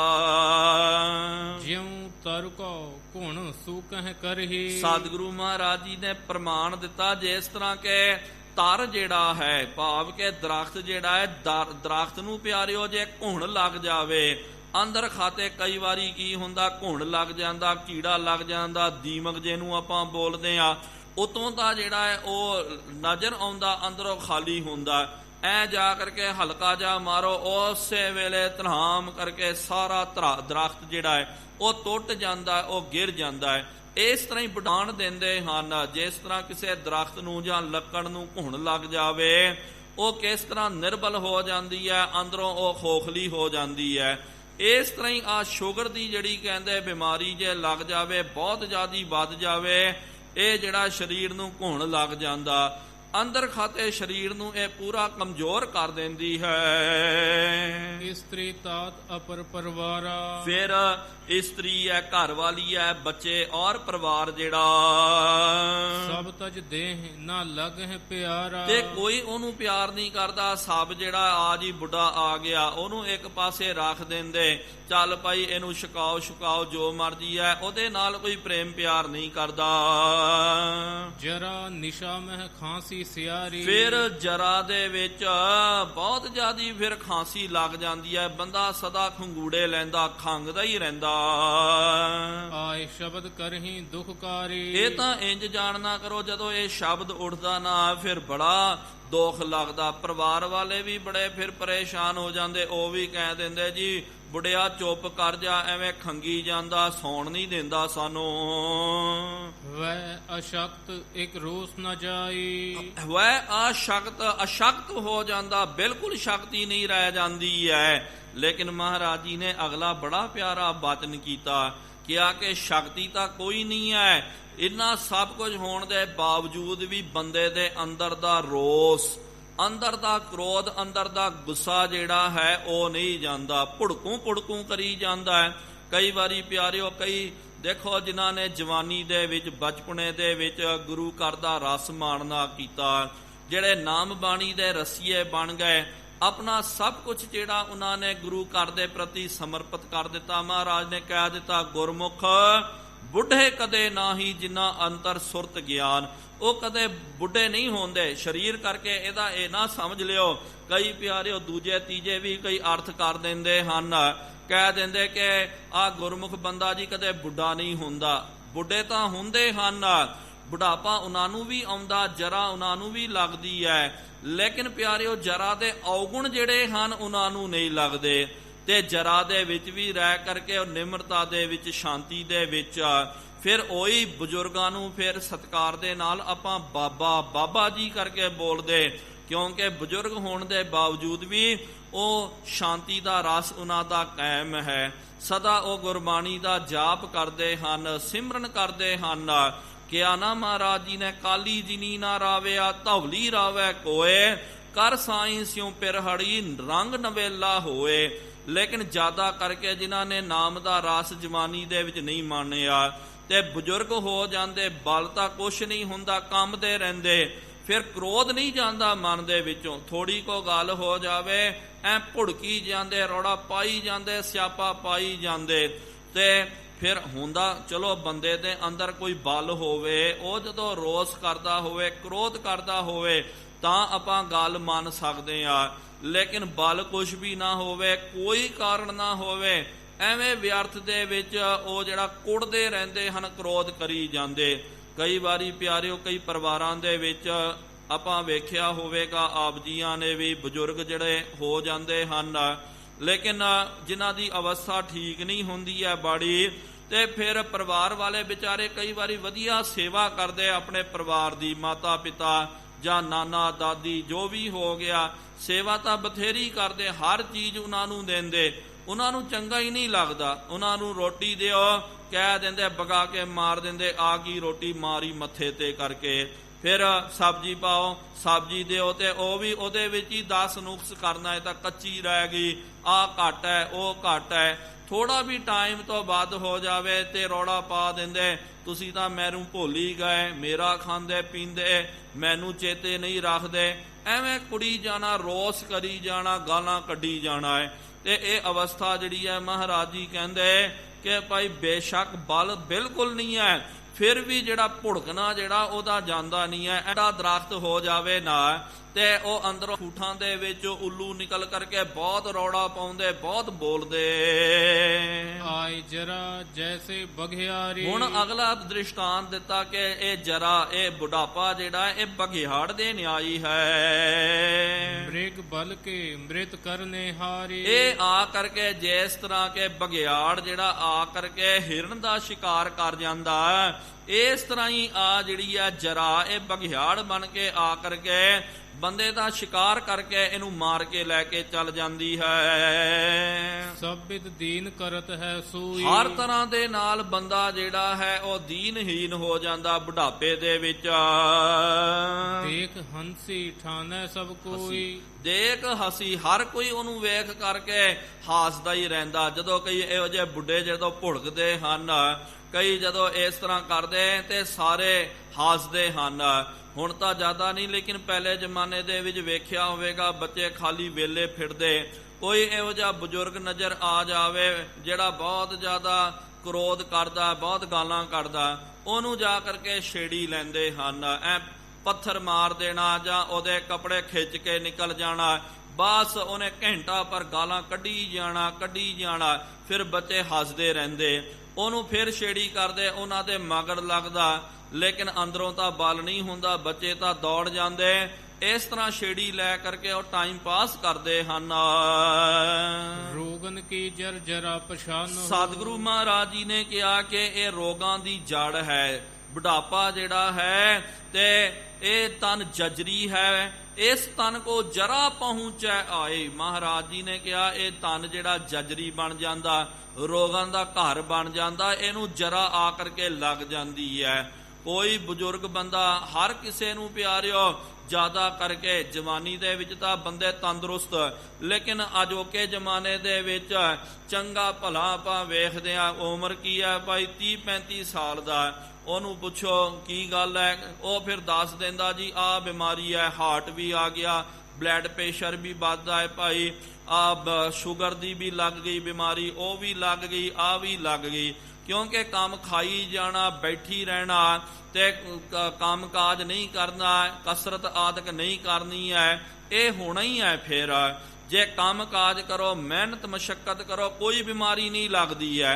ਅੱਜ ਆਪਾਂ ਵੇਖਦੇ ਹਾਂ ਨਿੱਕੇ ਨਿੱਕੇ ਜੇ ਬੱਚੇ, ਇੰਨੇ ਵੱਡੇ ਮੋਟੇ ਚਸ਼ਮੇ ਲੱਗ ਗਏ, ਉਹਨਾਂ ਨੂੰ ਬੋਲੋ ਬੇਟਾ ਆ ਉੱਥੇ ਬਾਹਰ ਦੀ ਗਲੀ ਦੇ ਵਿੱਚ ਜਾ, ਉੱਥੇ ਜਾ ਕਰਕੇ ਆ ਸਮਾਨ ਲੈ ਕੇ ਆ। ਉਹ ਹੁੰਦਾ ਬਾਹਰ, ਨਾਲ ਹੀ ਹੈ ਘਰ, ਨਾਲ ਹੀ ਗਲੀ ਦੇ ਵਿੱਚ ਹੱਟੀ ਹੈ, ਲੇਕਿਨ ਫਿਰ ਕਹਿੰਦਾ ਜੀ ਕੋਈ ਗੱਲ ਨਹੀਂ ਹੈ, ਲੈ ਕੇ ਆਉਣਾ। ਫਿਰ 10 ਮਿੰਟ ਗੱਡੀ ਕੱਢ ਕੇ ਉੱਥੇ ਹੀ ਜਾਣ ਵਾਸਤੇ ਵੀ ਉਹ ਗੱਡੀ ਵਰਤਦਾ। ਉਹਨੂੰ ਬੋਲੋ ਪੈਦਲ ਜਾ, ਕਹਿੰਦਾ ਜੀ ਮੇਰੇ ਤੋਂ ਤੁਰਿਆ ਨਹੀਂ ਜਾਣਾ। ਤੇ ਪਹਿਲੇ ਜ਼ਮਾਨੇ ਦੇ ਵਿੱਚ ਤਕਰੀਬਨ ਬੰਦਾ ਇਹ ਆਪਣੇ ਹੀ ਕੰਮ ਕਰਦਾ, ਉਹਨੂੰ ਕਸਰਤ ਕਰਨ ਦੀ ਲੋੜ ਹੀ ਨਹੀਂ ਪੈਂਦੀ ਸੀ। ਇੰਨਾ ਉਹਦੀ ਮਿਹਨਤ ਮਸ਼ੱਕਤ ਹੋ ਜਾਂਦੀ, ਉਹਦੇ ਵਿੱਚ ਹੀ ਇੰਨਾ ਮੁੜਕਾ ਨਿਕਲ ਜਾਂਦਾ, ਸਾਰੀ ਬਿਮਾਰੀ ਨਿਕਲ ਜਾਂਦੀ, ਉਹ ਤੰਦਰੁਸਤ ਰਹਿੰਦੇ ਸਨ। ਅੱਜ ਹਰ ਕੋਈ ਡਾਕਟਰ ਜਿਹੜਾ ਜਿਹਦੇ ਕੋਲ ਵੀ ਜਾਓ, ਉਹ ਇੱਕੋ ਹੀ ਗੱਲ ਕਰਦਾ ਕਿ ਭਾਈ ਕਸਰਤ ਕਰਿਆ ਕਰੋ, ਵਾਕਿੰਗ ਕਰਿਆ ਕਰੋ, ਦੌੜੀ ਜਾਓ, ਭੱਜੀ ਜਾਓ, ਕਿਉਂਕਿ ਆਪਣਾ ਰੋਜ਼ਮर्रा ਦਾ ਕੰਮ ਹੀ ਖਤਮ ਹੋ ਗਿਆ। ਜਿੱਥੇ ਵੀ ਜਾਣਾ ਆਪਾਂ ਚਲੋ ਜੀ ਗੱਡੀ ਲੈ ਕਰਕੇ, ਕਈਆਂ ਦਾ ਪਿਆਰਿਓ ਨਾਲ ਹੀ ਘਰ ਹੁੰਦਾ, ਗੁਰੂ ਘਰ ਦੇ ਵਿੱਚ ਆਉਣਾ ਜੀ ਗੱਡੀ ਦੇ ਉੱਤੇ ਆਉਣਾ। ਇਸ ਤਰ੍ਹਾਂ ਨਹੀਂ, ਜੇ ਆਪਾਂ ਮਿਹਨਤ ਕਰਾਂਗੇ ਤਾਂ ਫਿਰ ਪਿਆਰਿਓ ਉਹ ਜ਼ਮਾਨਾ ਤਾਂ ਚਲੋ ਵੱਖਰਾ ਸੀ, ਬਜ਼ੁਰਗ ਹੋ ਕਰਕੇ ਬੰਦੇ ਬਿਮਾਰ ਹੁੰਦੇ, ਲੇਕਿਨ ਅਜੋਕੇ ਜ਼ਮਾਨੇ ਦੇ ਵਿੱਚ ਖਾਣ ਪਾਣ ਦਾ ਵੀ ਸਿਸਟਮ ਜਿਹੜਾ ਬਹੁਤ ਵਿਗੜ ਗਿਆ, ਕਿਉਂਕਿ ਇੰਨੇ ਪਦਾਰਥ ਆ ਗਏ, ਆਪਾਂ ਉਹ ਹਰ ਚੀਜ਼ ਛਕ ਲੈਂਦੇ, ਪਾਚਨ ਦੀ ਕਿਰਿਆ ਨਹੀਂ ਰਹਿ ਗਈ ਹੈ। ਜਵਾਨੀ ਦੇ ਵਿੱਚ ਹੀ ਬਹੁਤ ਜ਼ਿਆਦਾ ਜਿਹੜੇ ਰੋਗ ਲੱਗ ਰਹੇ ਹਨ, ਲੇਕਿਨ ਬੁਢਾਪੇ ਦੇ ਵਿੱਚ ਤਾਂ ਬੰਦਾ ਜ਼ਰੂਰ ਰੋਗੀ ਬਣ ਜਾਂਦਾ, ਰੋਗ ਉਹਨੂੰ ਚਿੰਮੜ ਜਾਂਦੇ। ਸਰਬ ਦੁਖਨ ਕਾ ਸਦਨ ਪ੍ਰਮਾਨ। ਸਾਰੇ ਦੁੱਖਾਂ ਦਾ ਆ ਬੁਢਾਪਾ ਜਿਹੜਾ ਘਰ ਬਣ ਜਾਂਦਾ ਹੈ। ਸੇਤ ਕੇਸ ਹੋਵੇ ਸਭ ਠੌਰਾ। ਤੇ ਹਰ ਪਾਸੇ ਸਰੀਰ ਦੇ ਕੇਸ ਜਿਹੜੇ ਚਿੱਟਾ ਚੌਰ ਜਿਹੜਾ ਚਲਾਉਂਦੇ ਨਾ, ਇਹ ਚਿੱਟੇ ਕੇਸ, ਦਾੜੇ ਦੇ ਸਿਰ ਦੇ ਕੇਸ ਚਿੱਟੇ ਹੋ ਜਾਂਦੇ, ਇੰਜ ਲੱਗਦਾ ਕਿ ਬੁਢਾਪੇ ਦੇ ਉੱਤੇ ਪਈ ਇਹ ਚੌਰ ਤਾਂ ਨਹੀਂ ਕਰ ਰਹੇ। ਕਿਦੋਂ ਜਰਾ ਕੇ ਦੂਤ ਅਗਾਏ। ਜਾਂ ਇਹ ਜਰਾ ਬਿਮਾਰੀ ਦੇ ਭਾਵ ਕੇ ਬੁਢਾਪੇ ਦੇ ਇਹ ਦੂਤ ਬਣ ਕਰਕੇ ਆਏ ਹਨ। ਨਿਜ ਬਸ ਦੇਹ ਕਰਿਓ ਚਹ ਸਾਰੀ। ਆ ਕਰਕੇ ਪੂਰੀ ਦੇਹੀ ਜਿਹੜੀ ਹੈ ਆਪਣੇ ਵਸ ਦੇ ਵਿੱਚ ਇਹ ਕਰਨਾ ਚਾਹੁੰਦੇ।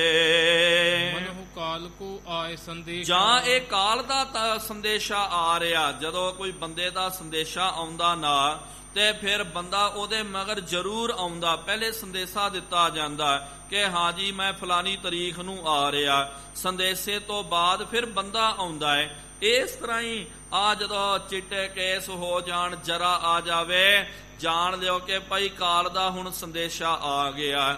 ਹੁਣ ਪਤਾ ਨਹੀਂ ਹੈ ਕਦੋਂ ਕਾਲ ਨੇ ਆ ਜਾਣਾ, ਕਦੋਂ ਮੌਤ ਨੇ ਆ ਜਾਣਾ, ਲੇਕਿਨ ਸੰਦੇਸ਼ਾ ਆ ਗਿਆ। ਉਹਦੀ ਥਿੱਤ ਵਾਰ ਦੇ ਬਾਬਤ ਆਪਾਂ ਦੱਸ ਨਹੀਂ ਸਕਦੇ। ਰੂਪ ਵਿਦਾਰਨ ਭੇ ਸਿਤ ਕੇਸ਼ਾ। ਤੇ ਰੂਪ ਉਹਦਾ ਖਤਮ ਹੋ ਜਾਂਦਾ, ਕੇਸ ਵੀ ਜਿਹੜੇ ਚਿੱਟੇ ਹੋ ਜਾਂਦੇ ਹਨ। ਹੁਣ ਤਤਕਾਲ ਗ੍ਰਸੈ ਮ੍ਰਿਤ। ਫਿਰ ਕਿਉਂਕਿ ਬਚਪਨੇ ਦੇ ਵਿੱਚ ਪਿਆਰਿਓ ਬੰਦੇ ਨੂੰ ਆਸ ਹੁੰਦੀ ਹੈ ਕਿ ਨਹੀਂ ਜੀ ਬੱਚਾ ਹਾਂ ਮੈਂ ਜਵਾਨ ਹੋਵਾਂਗਾ, ਬੁੱਢਾ ਹੋਵਾਂਗਾ। ਜਵਾਨ ਨੂੰ ਵੀ ਆਸ ਹੁੰਦੀ ਹੈ, ਜਵਾਨੀ ਹੈ ਭਾਈ ਬੁਢਾਪਾ ਆਵੇਗਾ, ਮੌਤ ਦੀ ਗੱਲ ਚੇਤੇ ਨਹੀਂ ਹੁੰਦੀ ਹੈ। ਲੇਕਿਨ ਬੁਢਾਪੇ ਦੇ ਵਿੱਚ ਤਾਂ ਅਗਲੀ ਕੋਈ ਅਵਸਥਾ ਹੀ ਨਹੀਂ ਹੈ। ਮਹਾਰਾਜ ਨੇ ਕਿਹਾ 3 ਅਵਸਥਾਵਾਂ ਹਨ, ਉਹ ਤੋਂ ਬਾਅਦ ਤਾਂ ਫਿਰ ਕਾਲ ਦੇ ਵਿੱਚ ਹੀ ਇਹਦੇ ਕਦਮ ਪੈਣਗੇ, ਇਹ ਕਾਲ ਦੇ ਵਸ ਹੋ ਜਾਵੇਗਾ। ਮਹਾ ਕਸ਼ਟ ਤਹਿ ਨਰ ਪਾਈ। ਉਸ ਵੇਲੇ ਜਦੋਂ ਦੇਹੀ ਦਾ ਤਿਆਗ ਹੁੰਦਾ, ਬਹੁਤ ਵੱਡਾ ਮਹਾ ਕਸ਼ਟ ਜਿਹੜਾ ਇਹਨੂੰ ਪ੍ਰਾਪਤ ਹੁੰਦਾ। ਵਿਦਵਾਨਾਂ ਦਾ ਇਹ ਕਥਨ ਹੈ ਕਿ ਜਿਹੜਾ ਠੂਆਂ, ਜਿਹੜਾ ਬਿਸ਼ੂ ਜਿਹੜਾ ਹੁੰਦਾ ਨਾ, ਉਹ ਜਦੋਂ ਡੰਗ ਮਾਰ ਦਵੇ ਬਹੁਤ ਜ਼ਿਆਦਾ ਪੀੜਾ ਹੁੰਦੀ ਹੈ। ਇਸ ਤਰ੍ਹਾਂ 1000 ਬਿੱਛੂ ਨੇ ਬੰਦੇ ਨੂੰ ਇੱਕਦਮ ਯਕ ਲਖਤ ਉਹਨੂੰ ਡੰਗ ਮਾਰ ਦਿੱਤਾ ਹੈ। ਕਿੰਨੀ ਜ਼ਿਆਦੀ ਪੀੜਾ ਹੁੰਦੀ ਹੈ। ਇਸ ਤਰ੍ਹਾਂ ਸਰੀਰ ਦਾ ਜਦੋਂ ਜੀਵ ਤਿਆਗ ਕਰਦਾ, ਇੰਨੀ ਜ਼ਿਆਦੀ ਉਹਨੂੰ ਪੀੜਾ ਹੁੰਦੀ, ਦੁੱਖ ਹੁੰਦਾ। ਤਿਸ ਤੇ ਉਬਰ ਸਕੈ ਨਹਿ ਕੋਈ। ਉਸ ਤੋਂ ਫਿਰ ਕੋਈ ਬਚ ਨਹੀਂ ਸਕਦਾ ਕਾਲ ਤੋਂ। ਖਾਏ ਮਹਾਬਲੀ ਥੇ ਜੋਈ। ਵੱਡੇ ਵੱਡੇ ਜਿਹੜੇ ਮਹਾਬਲੀ ਆਦਿਕ ਜਿਹੜੇ ਹਨ ਕਾਲ ਦੇ ਅੱਗੇ, ਕਿ ਹਾਰੇ ਮਹਾਬਲੀ ਦਾਲ ਕਾਹੂ ਕੀ ਨਾ ਗਲੀ ਹੈ। ਵੱਡੇ ਵੱਡੇ ਮਹਾਬਲੀ ਹਾਰ ਗਏ, ਕਾਲ ਦੇ ਅੱਗੇ ਕਿਹਦੀ ਵੀ ਦਾਲ ਨਹੀਂ ਗਲਦੀ। ਅੰਜੁਲ ਕੇ ਜਲ ਸਮ ਬੈ ਇਹੀ। ਆ ਜਿਹੜਾ ਹੈ ਉਮਰ ਜਿਹੜੀ ਹੈ ਨਾ, ਇਹ ਤਾਂ ਆਪਾਂ ਅੰਜੁਲੀ ਦੇ ਵਿੱਚ, ਬੁੱਕ ਦੇ ਵਿੱਚ ਪਿਆਰਿਓ ਆਪ ਜੀ ਜਲ ਭਰ ਲਿਓ, ਇਹ ਤਾਂ ਉਹਦੇ ਵਰਗੀ ਹੈ। ਠਹਿਰਤ ਨਹਿ ਛਿਨ ਭੰਗਰ ਦੇਹੀ। ਇਹ ਤਾਂ ਫਿਰ ਠਹਿਰਦੀ ਨਹੀਂ ਹੈ। ਭਾਵੇਂ ਕਿ ਬੁੱਕ ਦੇ ਵਿੱਚ ਜਲ ਭਰ ਕੇ ਰੱਖ ਲਿਓ, ਉਹ ਥੋੜੀ ਠਹਿਰ ਸਕਦਾ। ਮਹਾਰਾਜ ਜੀ ਨੇ ਪ੍ਰਮਾਣ ਦਿੱਤਾ ਕਿ ਫੂਟੇ ਘਟ ਜਿਉ ਪਾਣੀ। ਇਹ ਤਾਂ ਸਰੀਰ ਇੰਜ ਹੈ ਜਿਸ ਤਰ੍ਹਾਂ ਘੜਾ, ਕੱਚਾ ਮਿੱਟੀ ਦਾ ਘੜਾ ਹੈ, ਉਹਨੂੰ ਛੇਕ ਪੈ ਗਿਆ ਤੇ ਫਿਰ ਕਿੰਨੇ ਕੋ ਚਿਰ ਪਿਆਰਿਓ ਉਹਦੇ ਵਿੱਚ ਪਾਣੀ ਖੜ ਸਕਦਾ, ਘੰਟਾ, 2 ਘੰਟਾ, 3 ਘੰਟੇ। ਲੇਕਿਨ ਕੋਈ ਗਾਰੰਟੀ ਆਪਾਂ ਦੇ ਨਹੀਂ ਸਕਦਾ, ਇੱਕ ਦਿਨ ਤਾਂ ਪਾਣੀ ਸਾਰਾ ਨਿਕਲ ਜਾਣਾ ਹੈ। ਇਸ ਤਰ੍ਹਾਂ ਹੀ ਆ ਦੇਹੀ ਜਿਹੜੀ ਹੈ, ਸਰੀਰ ਇੱਕ ਦਿਨ ਖਤਮ ਹੋ ਜਾਣਾ। ਯੁਕਤ ਵਿਕਾਰ ਅਵਸਥਾ ਤੀਨ। ਆ 3 ਅਵਸਥਾ ਜਿਹੜੀਆਂ, ਬਾਲ, ਜਵਾਨੀ ਔਰ ਬਿਰਧ ਫੁੰਨ, 3 ਅਵਸਥਾ ਜਿਹੜੀ ਹੈ, ਇਹ ਤਾਂ ਵਿਕਾਰਾਂ ਦੇ ਯੁਕਤ ਹੈ, ਵਿਕਾਰਾਂ ਦੇ ਸੰਯੁਕਤ ਹੈ। ਬਿਤ ਹੈ ਜੇ ਹਰ ਕੇ ਸਿਮਰਨ ਹੀਨ। ਹੁਣ ਸਤਿਗੁਰੂ ਮਹਾਰਾਜ ਜੀ ਨੇ ਅਗਲੀ ਜਿਹੜੀ ਪੰਕਤੀ ਕਹੀ ਨਾ, ਇਹ ਨਾ ਸਮਝਣਾ ਕਰੋ ਕਿ ਮਹਾਰਾਜ ਜੀ ਭਾਈ ਇਹ ਸਾਨੂੰ ਜਿਹੜਾ ਦੁੱਖ ਦੇ ਬਾਬਤ ਦੱਸ ਰਹੇ ਹਨ, ਮਨ ਉਚਾਟ ਕਰ ਰਹੇ, ਦੁੱਖ ਦੱਸ ਰਹੇ। ਕਈ ਵਾਰੀ ਆਪਾਂ ਕਹਿ ਦਿੰਦੇ ਆ, ਲਓ ਜੀ ਜਵਾਨੀ ਵੀ ਦੁਖਦਾਈ, ਬਚਪਨਾ ਵੀ ਦੁਖਦਾਈ, ਵਿਕਾਰ ਵਾਲਾ, ਬੁਢਾਪਾ ਵੀ ਜਿਹੜਾ ਦੁਖਦਾਈ ਹੈ, ਫਿਰ ਤਾਂ ਜੀਣ ਦਾ ਕੀ ਫਾਇਦਾ ਹੈ। ਇਹ ਤਾਂ ਇਹਦਾ ਮਤਲਬ ਕਿ ਸਤਿਗੁਰੂ ਮਹਾਰਾਜ ਜੀਵਨ ਦੇ ਪੱਖੀ ਨਹੀਂ ਹਨ, ਸੰਸਾਰ ਦੇ ਵਿੱਚ ਜੀਣਾ ਨਹੀਂ ਰਹਿਣਾ ਚਾਹੁੰਦੇ ਹਨ। ਲੇਕਿਨ ਨਹੀਂ ਪਿਆਰਿਓ, ਮਹਾਰਾਜ ਜੀ ਨੇ ਕਿਹਾ ਕਿ ਬਿਤਹਿ ਜੇ ਹਰ ਕੇ ਸਿਮਰਨ ਹੀਨੋ। ਜਿਹੜਾ ਬੰਦਾ ਪਰਮਾਤਮਾ ਤੇ ਸਿਮਰਨ ਤੋਂ ਬਗੈਰ ਇਹ ਅਵਸਥਾ ਨੂੰ ਬਤੀਤ ਕਰੋ, ਆ ਹੁਣ ਕੱਲ ਦੇ ਦੀਵਾਨ ਤੋਂ ਲੈ ਕਰਕੇ ਹੁਣ ਤੱਕ ਜੋ ਆਪਾਂ ਵਿਕਾਰ ਆਪਾਂ ਨੇ ਸਰਵਣ ਕਰਨੇ ਕੀਤੇ, ਉਹ ਸਾਰੇ ਵਿਕਾਰ ਉਹਨੂੰ ਲੱਗ ਜਾਂਦੇ, ਦੁਖਦਾਈ ਹੋ ਜਾਂਦਾ, ਜੀਣਾ ਬੜਾ ਕਠਿਨ ਹੋ ਜਾਂਦਾ। ਲੇਕਿਨ ਜਿਹੜੇ ਪ੍ਰਮਾਤਮਾ ਦੇ ਹਰੀ ਕੇ ਪਿਆਰੇ ਹਨ, ਉਹਨਾਂ ਨੂੰ ਫਿਰ ਕੋਈ ਵਿਕਾਰ ਨਹੀਂ ਲੱਗਦਾ। ਇਹ ਜ਼ਿੰਦਗੀ ਵਿਕਾਰੀ ਨਹੀਂ ਰਹਿੰਦੀ ਹੈ, ਬੋਝ ਨਹੀਂ ਹੁੰਦਾ। ਉਹ ਤਾਂ ਫਿਰ ਸਫਲ ਸਫਲ ਸਫਲ ਭਾਈ ਯਾਤਰਾ, ਆਵਣ ਜਾਣ ਰਹੇ ਮਿਲੇ ਸਾਧਾ। ਉਹਨਾਂ ਦੀ ਯਾਤਰਾ ਜਿਹੜੀ ਹੈ ਉਹ ਸਫਲ ਹੋ ਜਾਂਦੀ ਹੈ। ਨਿਜ ਕਲਿਆਣ ਚਾਹਤ ਹੈ ਜੀ। ਇਸ ਕਰਕੇ ਜਿਹੜਾ ਵੀ ਮਨੁੱਖ ਭਾਈ ਆਪਣੀ ਨਿਜ ਦੀ ਕਲਿਆਣ ਕਰਾਉਣੀ ਚਾਹੁੰਦਾ, ਸਤ ਸੰਗਤ ਮਹਿ ਮਿਲ ਹੈ ਤੇ। ਆ ਕਰਕੇ ਸਤ ਸੰਗਤ ਦੇ ਵਿੱਚ, ਬੱਚੇ ਹੋ, ਜਵਾਨ ਹੋ, ਬਜ਼ੁਰਗ ਹੋ, ਸਤ ਸੰਗਤ ਦੇ ਵਿੱਚ ਆ ਕਰਕੇ ਮਿਲਣਾ ਕਰੋ। ਤਿਨ ਕੇ ਬਚਨ ਸੁਨਹਿ ਔਰ ਮਨ ਹੈ। ਫਿਰ ਆ ਕਰਕੇ ਗੁਰੂ ਸਾਹਿਬ ਦੇ ਬਚਨ ਪੜਨਾ ਹੈ, ਸੁਣਨਾ, ਮਨ ਦੇ ਵਿੱਚ ਮੰਨਣਾ।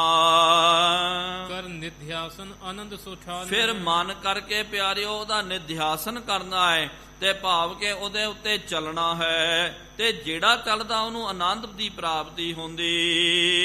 ਦ੍ਰਿੜ ਅਭਿਆਸ ਹੋਏ ਹੈ ਜਬ ਹੀ। ਇਸ ਤਰ੍ਹਾਂ ਜੀਵ ਦਾ ਜਦੋਂ ਦ੍ਰਿੜ ਅਭਿਆਸ ਹੋ ਜਾਂਦਾ, ਨਿਜ ਸਰੂਪ ਸਖਿਆਤ ਸੋ ਤਬ ਹੀ। ਉਦੋਂ ਫਿਰ ਆਪਣਾ ਨਿਜ ਸਰੂਪ ਦੀ ਸਾਖਿਆਤਕਾਰ ਹੁੰਦੀ ਹੈ। ਸ਼ੁਰੂਆਤ ਹੋਈ ਸੀ, ਮਹਾਰਾਜ ਜੀ ਨੇ ਧਿਆਨ ਦੀ ਵਿਧੀ ਨੂੰ ਦੱਸਣਾ ਕੀਤਾ ਕਿ ਗੁਰੂ ਕੇ ਸਿੱਖੋ, ਗੁਰੂ ਕੇ ਪਿਆਰਿਓ, ਜਦੋਂ ਇਕਾਂਤ ਦੇ ਵਿੱਚ ਬੈਠੋਗੇ ਅੱਖਾਂ ਨੂੰ ਬੰਦ ਕਰਕੇ, ਇਹ ਮਨ ਵਿੱਚ ਸੰਕਲਪ ਲੈਣਾ ਕਰੋ, ਵਿਚਾਰ ਕਰਨਾ ਕਰੋ, ਮੈਂ ਕੌਣ ਹਾਂ, ਮੈਂ ਕੀ ਹਾਂ, ਕਿਹਦੇ ਨਾਲ।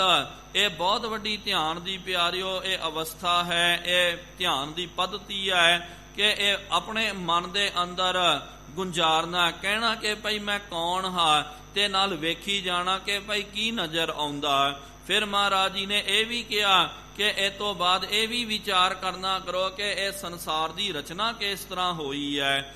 ਇਹ ਸਤਿਗੁਰੂ ਮਹਾਰਾਜ ਜੀ ਨੇ ਇਸ ਤਰ੍ਹਾਂ ਜੇ ਤੁਸੀਂ ਵਿਚਾਰ ਕਰੋਗੇ ਤੇ ਫਿਰ ਤੁਹਾਨੂੰ ਆਪਣੇ ਨਿਜ ਸਰੂਪ ਦੀ ਸਾਖਿਆਤਕਾਰਤਾ ਹੋ ਜਾਵੇਗੀ। ਏਕ ਰੂਪ ਸਭ ਸ਼੍ਰੀ ਨਿਰੰਕਾਰ, ਫਿਰ ਪਤਾ ਲੱਗ ਜਾਵੇਗਾ ਸਭ ਗੋਬਿੰਦ ਹੈ, ਸਭ ਗੋਬਿੰਦ ਹੈ, ਗੋਬਿੰਦ ਬਿਨ ਨਹੀਂ ਕੋਈ। ਭਾਵ ਕਿ ਇੱਕ ਨਿਰੰਕਾਰ ਦਾ ਰੂਪ ਸਾਰਿਆਂ ਦੇ ਵਿੱਚ ਪਰਿਪੂਰਨ ਵਿਆਪਕ ਹੋ ਰਿਹਾ। ਮਨ ਕਲਪਨ ਤੇ ਜਗਤ ਅਪਾਰਾ, ਆ ਜਗਤ ਜਿਹੜਾ ਹੈ ਕਲਪਨਾ ਤੋਂ ਫਿਰ ਉਚਾਟ ਹੋ ਜਾਂਦਾ, ਕਲਪਨਾ ਤੋਂ ਪਰੇ ਨਿਕਲ ਜਾਂਦਾ। ਜਿਤ ਤਿਤ ਦੇਖਿਓ ਏਕ ਗੁਸਾਈ, ਫਿਰ ਜਿੱਥੇ ਕਿੱਥੇ ਕੋਈ ਉਹ ਜੀਵ ਵੇਖਦਾ ਹੈ ਗੁਰੂ ਕਾ ਪਿਆਰਾ, ਉਹਨੂੰ ਇੱਕ ਪ੍ਰਮਾਤਮਾ ਦੀ ਜੋਤ ਨਜ਼ਰ ਆਉਂਦੀ। ਰਾਗ ਦਵੈਕ ਸਹਜੇ ਮਿਟ ਜਾਏ, ਫਿਰ ਰਾਗ ਦੋਖ ਨੂੰ ਮਿਟਾਉਣ ਦੀ ਲੋੜ ਨਹੀਂ ਪੈਂਦੀ ਆ, ਉਹ ਹੌਲੀ ਹੌਲੀ ਉਹ ਮਿਟ ਜਾਂਦੇ, ਖਤਮ ਹੋ ਜਾਂਦੇ। ਤੇ ਨਰ ਪਾਰ ਪਰੇ ਦੁਖ ਸਾਗਰ, ਇਹੋ ਜਿਹੇ ਜੋ ਮਨੁੱਖ ਜਿਗਿਆਸੂ ਹਨ ਉਹ ਫਿਰ ਇਹ ਸਾਗਰ ਸੋਈ ਤਰ੍ਹਾਂ ਜੋ ਹਰ ਗੁਣ ਗਾਵੇ, ਜਿਹੜੇ ਪ੍ਰਮਾਤਮਾ ਦਾ ਗੁਣਾਂ ਦਾ ਗਾਇਨ ਕਰਦੇ ਹਨ, ਇਹ ਦੁੱਖਾਂ ਦਾ ਸਾਗਰ ਉਹ ਤਰ ਜਾਂਦੇ। ਸਭ ਸਿਰ ਤਾਜ ਸੇ ਹੋਏ ਉਜਾਗਰ, ਉਹ ਸਾਰਿਆਂ ਦੇ ਸਿਰਤਾਜ ਬਣ ਜਾਂਦੇ, ਸ਼੍ਰੋਮਣੀ ਸਤਿਕਾਰਯੋਗ ਬਣ ਜਾਂਦੇ ਹਨ। ਜੇ ਤਨ ਧਨ ਹੰਕਾਰ ਫਸੰਤੇ, ਜਿਹੜੇ ਆਪਣੇ ਤਨ ਦੇ ਧਨ ਦੇ ਅਹੰਕਾਰ ਦੇ ਵਿੱਚ ਫਸ ਜਾਂਦੇ, ਸੇ ਕਬ ਰੰਚਕ ਸੁਖ ਨ ਲਹੰਤੇ, ਉਹਨਾਂ ਨੂੰ ਰੰਚਕ ਮਾਤਰ ਵੀ ਆਪਣੇ ਜੀਵਨ ਦੇ ਵਿੱਚ ਸੁਖ ਦੀ ਪ੍ਰਾਪਤੀ ਨਹੀਂ ਹੁੰਦੀ ਹੈ। ਦੇਹ ਦਸ਼ਾ ਵਿਕਾਰ ਯੁਤ ਜੈਸੇ, ਆ ਤਾਂ ਦੇਹੀ ਦੀ ਦਸ਼ਾ ਆਪ ਜੀ ਨੂੰ ਪਹਿਲਾਂ ਹੀ ਦੱਸ ਦਿੱਤਾ, ਇਹ ਤਾਂ ਵਿਕਾਰੀ ਹੈ, ਇਹਨੂੰ ਤਰ੍ਹਾਂ ਤਰ੍ਹਾਂ ਦੇ ਵਿਕਾਰ ਲੱਗਦੇ।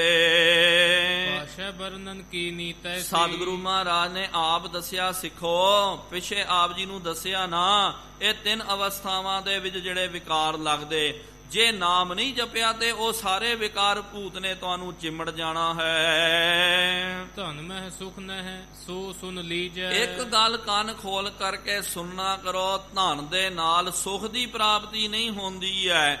ਹਾਂ, ਧਨ ਕਰਕੇ ਬੰਦੇ ਨੂੰ ਸੁਵਿਧਾ ਜ਼ਰੂਰ ਮਿਲ ਜਾਂਦੀ ਹੈ, ਤਰ੍ਹਾਂ ਤਰ੍ਹਾਂ ਦੀ ਸੁਵਿਧਾ ਪ੍ਰਾਪਤ ਹੋ ਜਾਂਦੀ ਹੈ। ਮਨੁੱਖ ਨੂੰ ਮੋਟਰ ਗੱਡੀ ਆ ਲੱਗਦਾ ਕਿ ਲਓ ਜੀ ਫਲਾਣੇ ਦਾ ਘਰ ਤਾਂ ਬਹੁਤ ਵੱਡਾ ਹੈ, ਇਹਦੇ ਕੋਲ ਤਾਂ ਇੰਨੀ ਜ਼ਿਆਦੀ ਮਾਇਆ ਹੈ, ਇੰਨੀਆਂ ਵੱਡੀਆਂ ਵੱਡੀਆਂ ਗੱਡੀਆਂ, ਨੌਕਰ ਚਾਕਰ ਬੜੇ ਹਨ, ਲੇਕਿਨ ਇਹ ਧਨ ਦੇ ਵਿੱਚ ਕੋਈ ਸੁੱਖ ਨਹੀਂ ਹੈ। ਸਤਿਗੁਰੂ ਮਹਾਰਾਜ ਜੀ ਦਾ ਉਹ ਆਪਾਂ ਬਚਨ ਪੜ੍ਹਦੇ ਆ, ਉਹ ਸਾਖੀ ਨੂੰ ਵੀ ਸਰਵਣ ਕਰਦੇ ਆ। ਮਹਾਰਾਜ ਜੀ ਨੇ ਕਿਹਾ ਨਾ, ਨਾਨਕ ਦੁਖੀਆ ਸਭ ਸੰਸਾਰ, ਮੰਨੈ ਨਾਮ ਸੋਈ ਜਿਣ ਜਾਏ, ਅਵਰੀ ਕਰਮ ਨਾ ਲੇਖੈ ਪਾਏ। ਕਿ ਸਾਰਾ ਸੰਸਾਰ ਜਿਹੜਾ ਨਾਮ ਤੋਂ ਬਗੈਰ ਦੁਖੀ ਹੋ ਰਿਹਾ। ਸ਼ਾਹੂਕਾਰ ਬੈਠਿਆ ਹੋਇਆ ਸੀ, ਭਾਈ ਮਰਦਾਨੇ ਨੇ ਕਿਹਾ ਮਹਾਰਾਜ ਲੱਗਦਾ ਇਹ ਸ਼ਾਹੂਕਾਰ ਜੀ ਬਹੁਤ ਜ਼ਿਆਦਾ ਸੁਖੀ ਹਨ, ਕਿੰਨੇ ਨੌਕਰ ਚਾਕਰ, ਪੱਖਾ ਫੇਰਨ ਵਾਲਾ, ਪਾਣੀ ਦੇਣ ਵਾਲਾ, ਇਹਦੀ ਮੁੱਠੀ ਚਾਂਪੀ ਕਰਨ ਵਾਲਾ ਹੈ, ਇੰਨਾ ਵੱਡਾ ਘਰ ਹੈ, ਇੰਨਾ ਵੱਡਾ ਕਾਰੋਬਾਰ। ਮਹਾਰਾਜ ਕਹਿਣ ਲੱਗੇ ਮਰਦਾਨਿਆ ਮੈਨੂੰ ਕੀ ਪੁੱਛਦਾ, ਉਹਨੂੰ ਜਾ ਕਰਕੇ ਪੁੱਛ ਲੈ। ਉਹਨੂੰ ਜਾ ਕਰਕੇ ਪੁੱਛਿਆ, ਲੱਗਦਾ ਸ਼ਾਹੂਕਾਰ ਜੀ ਬਹੁਤ ਸੁਖੀ ਲੱਗਦੇ ਹੋ, ਦੱਸੋ ਸੁਖੀ ਹੋ ਕਿ ਨਹੀਂ ਹੋ। ਉਹ ਭੁੱਬਾਂ ਮਾਰ ਕੇ ਰੋ ਪਿਆ, ਕਹਿੰਦਾ ਭਾਈ ਕੀ ਤੈਨੂੰ ਦੱਸਣਾ ਕਰੀਏ, ਮੇਰੇ ਤੋਂ ਵੱਡਾ ਸੰਸਾਰ ਦੇ ਵਿੱਚ ਕੋਈ ਦੁਖੀ ਨਹੀਂ ਹੈ। ਸਤਿਗੁਰੂ ਸੱਚੇ ਪਾਤਸ਼ਾਹ ਜੀ ਮਹਾਰਾਜ ਜੀ ਨੇ ਕਿਹਾ ਕਿ ਧਨ ਮੈਂ ਸੁਖ ਨੈ ਸੋ ਸੁਨ ਲੀਜੈ, ਧਨ ਦੇ ਵਿੱਚ ਮਾਇਆ ਦੇ ਵਿੱਚ ਕੋਈ ਸੁਖ ਨਹੀਂ ਹੈ। ਅਧਿਕ ਹੋਏ ਤਿਉ ਅਧਿਕ ਤਪੀਜੈ, ਜਿਸ ਤਰ੍ਹਾਂ ਜਿਹੜੀ ਹੈ ਜਿਸ ਗ੍ਰਹਿ ਬਹੁਤੀ ਤਿਸੈ ਗ੍ਰਹਿ ਚਿੰਤਾ, ਜਦੋਂ ਬਹੁਤ ਜ਼ਿਆਦੀ ਹੋ ਜਾਵੇ ਤੇ ਚਿੰਤਾ ਦਾ ਰੋਗ ਵੀ ਲੱਗ ਜਾਂਦਾ। ਜਾਤ ਨ ਪ੍ਰਾਨਨ ਕਸ਼ਟ ਮਹਾਨਾ, ਇਹ ਫਿਰ ਜਦੋਂ ਜਾਤ ਤਾ ਪ੍ਰਾਨਨ ਕਸ਼ਟ, ਜਦੋਂ ਇਹ ਮਾਇਆ ਚੱਲ ਜਾਵੇ ਤਾਂ ਬਹੁਤ ਜ਼ਿਆਦਾ ਫਿਰ ਕਸ਼ਟ ਹੁੰਦਾ ਹੈ। ਰੱਖਿਆ ਬਿਖੈ ਨੀਤ ਦੁਖ ਨਾਨਾ, ਫਿਰ ਜੇ ਮਾਇਆ ਬੰਦੇ ਕੋਲ ਰਹਿ ਜਾਵੇ ਉਹ ਸਦਾ ਫਿਰ ਮਾਇਆ ਦੀ ਰਾਖੀ ਵਾਸਤੇ ਹੀ ਉਪਰਾਲੇ ਕਰਦਾ, ਇਹੀ ਸੋਚਦਾ ਰਹਿੰਦਾ ਕਿ ਭਾਈ ਮੇਰੀ ਮਾਇਆ ਕੋਈ ਚੁਰਾ ਨਾ ਲਵੇ। ਬੈਂਕ ਦੇ ਵਿੱਚ ਰੱਖਦਾ ਤਾਂ ਵੀ ਡਰ ਲੱਗਦਾ ਕਿ ਇੱਥੇ ਬੈਂਕ ਕਰਪਟ ਨਾ ਹੋ ਜਾਵੇ।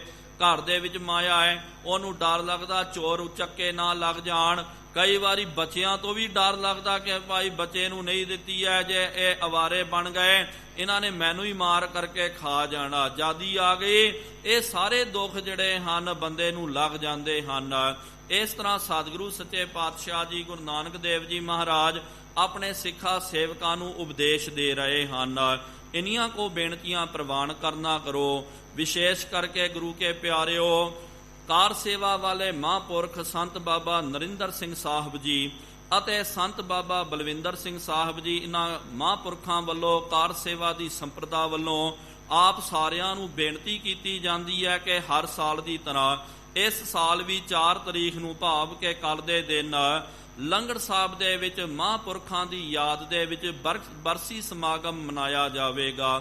ਬੇਸ਼ੱਕ ਪਿਆਰਿਓ, ਇਹ ਜਿਹੜਾ ਸਮਾਂ ਇਸ ਤਰ੍ਹਾਂ ਚੱਲ ਰਿਹਾ ਲਾਕਡਾਊਨ ਦਾ, ਬਿਮਾਰੀ ਦਾ, ਇਸ ਕਰਕੇ ਨਹੀਂ ਤਾਂ ਇਹਨਾਂ ਦਿਨਾਂ ਦੇ ਵਿੱਚ ਇੰਨਾ ਜ਼ਿਆਦਾ ਮੇਲਾ ਲੱਗ ਜਾਂਦਾ, 8-10 ਦਿਨ ਪਹਿਲੇ ਤੋਂ ਹੀ ਮੇਲਾ ਭਰਨਾ ਸ਼ੁਰੂ ਹੋ ਜਾਂਦਾ। ਇੰਨੀ ਸੰਗਤ ਵਹੀਰਾਂ ਘੱਟ ਕੇ ਹਜ਼ਾਰਾਂ ਦੀ ਗਿਣਤੀ ਦੇ ਵਿੱਚ ਸੰਗਤਾਂ ਜਿਹੜੀਆਂ ਹਨ ਬਾਬਾ ਜੀ ਦੇ ਸੱਦੇ ਦੇ ਉੱਤੇ ਪਹੁੰਚਦੀਆਂ। ਲੇਕਿਨ ਪਿਆਰਿਓ, ਸਮਾਂ ਇਹੋ ਜਿਹਾ ਆ ਗਿਆ, ਇਸ ਕਰਕੇ ਮਹਾਂਪੁਰਖਾਂ ਨੇ ਵੀ ਬਹੁਤ ਜੁਗਤੀ ਮੁਕਤੀ ਦੇ ਨਾਲ, ਕਿਉਂਕਿ ਸਮਾਂ ਭਾਵੇਂ ਜਿਸ ਤਰ੍ਹਾਂ ਦਾ ਵੀ ਆ ਜਾਵੇ, ਆਪਾਂ ਆਪਣੀ ਮਰਿਆਦਾ ਦਾ ਤਿਆਗ ਨਹੀਂ ਕਰਨਾ। ਹਾਂ, ਵੱਡੇ ਪੈਮਾਨੇ ਤੇ ਨਹੀਂ, ਲੇਕਿਨ ਆਪਾਂ ਛੋਟੇ ਪੈਮਾਨੇ ਤੇ ਉਹ ਮਰਿਆਦਾ ਨੂੰ ਆਪਾਂ ਕਾਇਮ ਰੱਖ ਸਕਦੇ ਹਾਂ। ਇਸ ਤਰ੍ਹਾਂ ਹੀ ਮਰਿਆਦਾ ਨੂੰ ਕਾਇਮ ਰੱਖਦਿਆਂ ਹੋਇਆਂ ਮਹਾਂਪੁਰਖਾਂ ਨੇ ਹੁਣ ਕੱਲ੍ਹ ਦੇ ਦੀਵਾਨ ਦੇ ਵਿੱਚ ਕੱਲ੍ਹ ਦੇ ਦਿਹਾੜੇ ਬਰਸੀ ਦਾ ਪ੍ਰੋਗਰਾਮ ਹੋਵੇਗਾ ਲੰਗੜ ਸਾਹਿਬ ਵਿਖੇ। ਆਪ ਸਾਰਿਆਂ ਨੂੰ ਮਹਾਂਪੁਰਖਾਂ ਵੱਲੋਂ ਬੇਨਤੀ ਕੀਤੀ ਜਾਂਦੀ ਹੈ ਕਿ ਆਪ ਸਾਰਿਆਂ ਨੇ ਦਰਸ਼ਨ ਦੇ ਕਰਕੇ ਗੁਰੂ ਮਹਾਰਾਜ ਦੀਆਂ ਖੁਸ਼ੀਆਂ ਪ੍ਰਾਪਤ ਕਰਨਾ ਜੀ। ਇਨੀਆਂ ਕੋ ਬੇਨਤੀਆਂ ਪ੍ਰਵਾਨ ਕਰਿਓ, ਵਿਚਾਰ ਕਰਦੇ ਹਾਂ। ਬੇਅੰਤ ਗਲਤੀਆਂ ਹੋ ਗਈਆਂ ਜੀ, ਉਹ ਮਾਫੀ ਬਖਸ਼ਣੀ ਅੱਗੇ ਤੋਂ ਸਮਤ ਹੈ।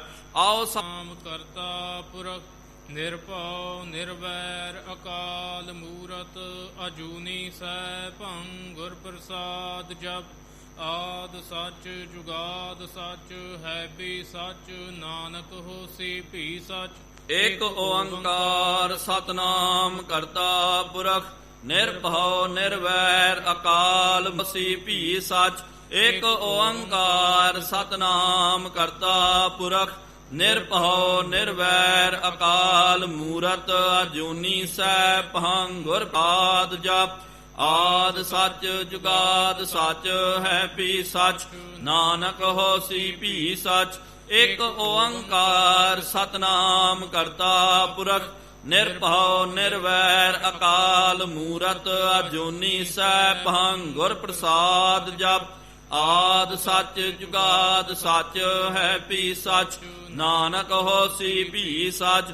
ਏਕ ਓੰਕਾਰ ਸਤਨਾਮ ਕਰਤਾ ਪੁਰਖ ਨਿਰਭਉ ਨਿਰਵੈਰ ਅਕਾਲ ਮੂਰਤ ਅਜੂਨੀ ਸੈਭੰ ਗੁਰ ਪ੍ਰਸਾਦ ਜਪ ਆਦ ਸੱਚ ਜੁਗਾਦ ਸੱਚ ਹੈ ਭੀ ਸੱਚ ਨਾਨਕ ਹੋਸੀ ਭੀ ਸੱਚ।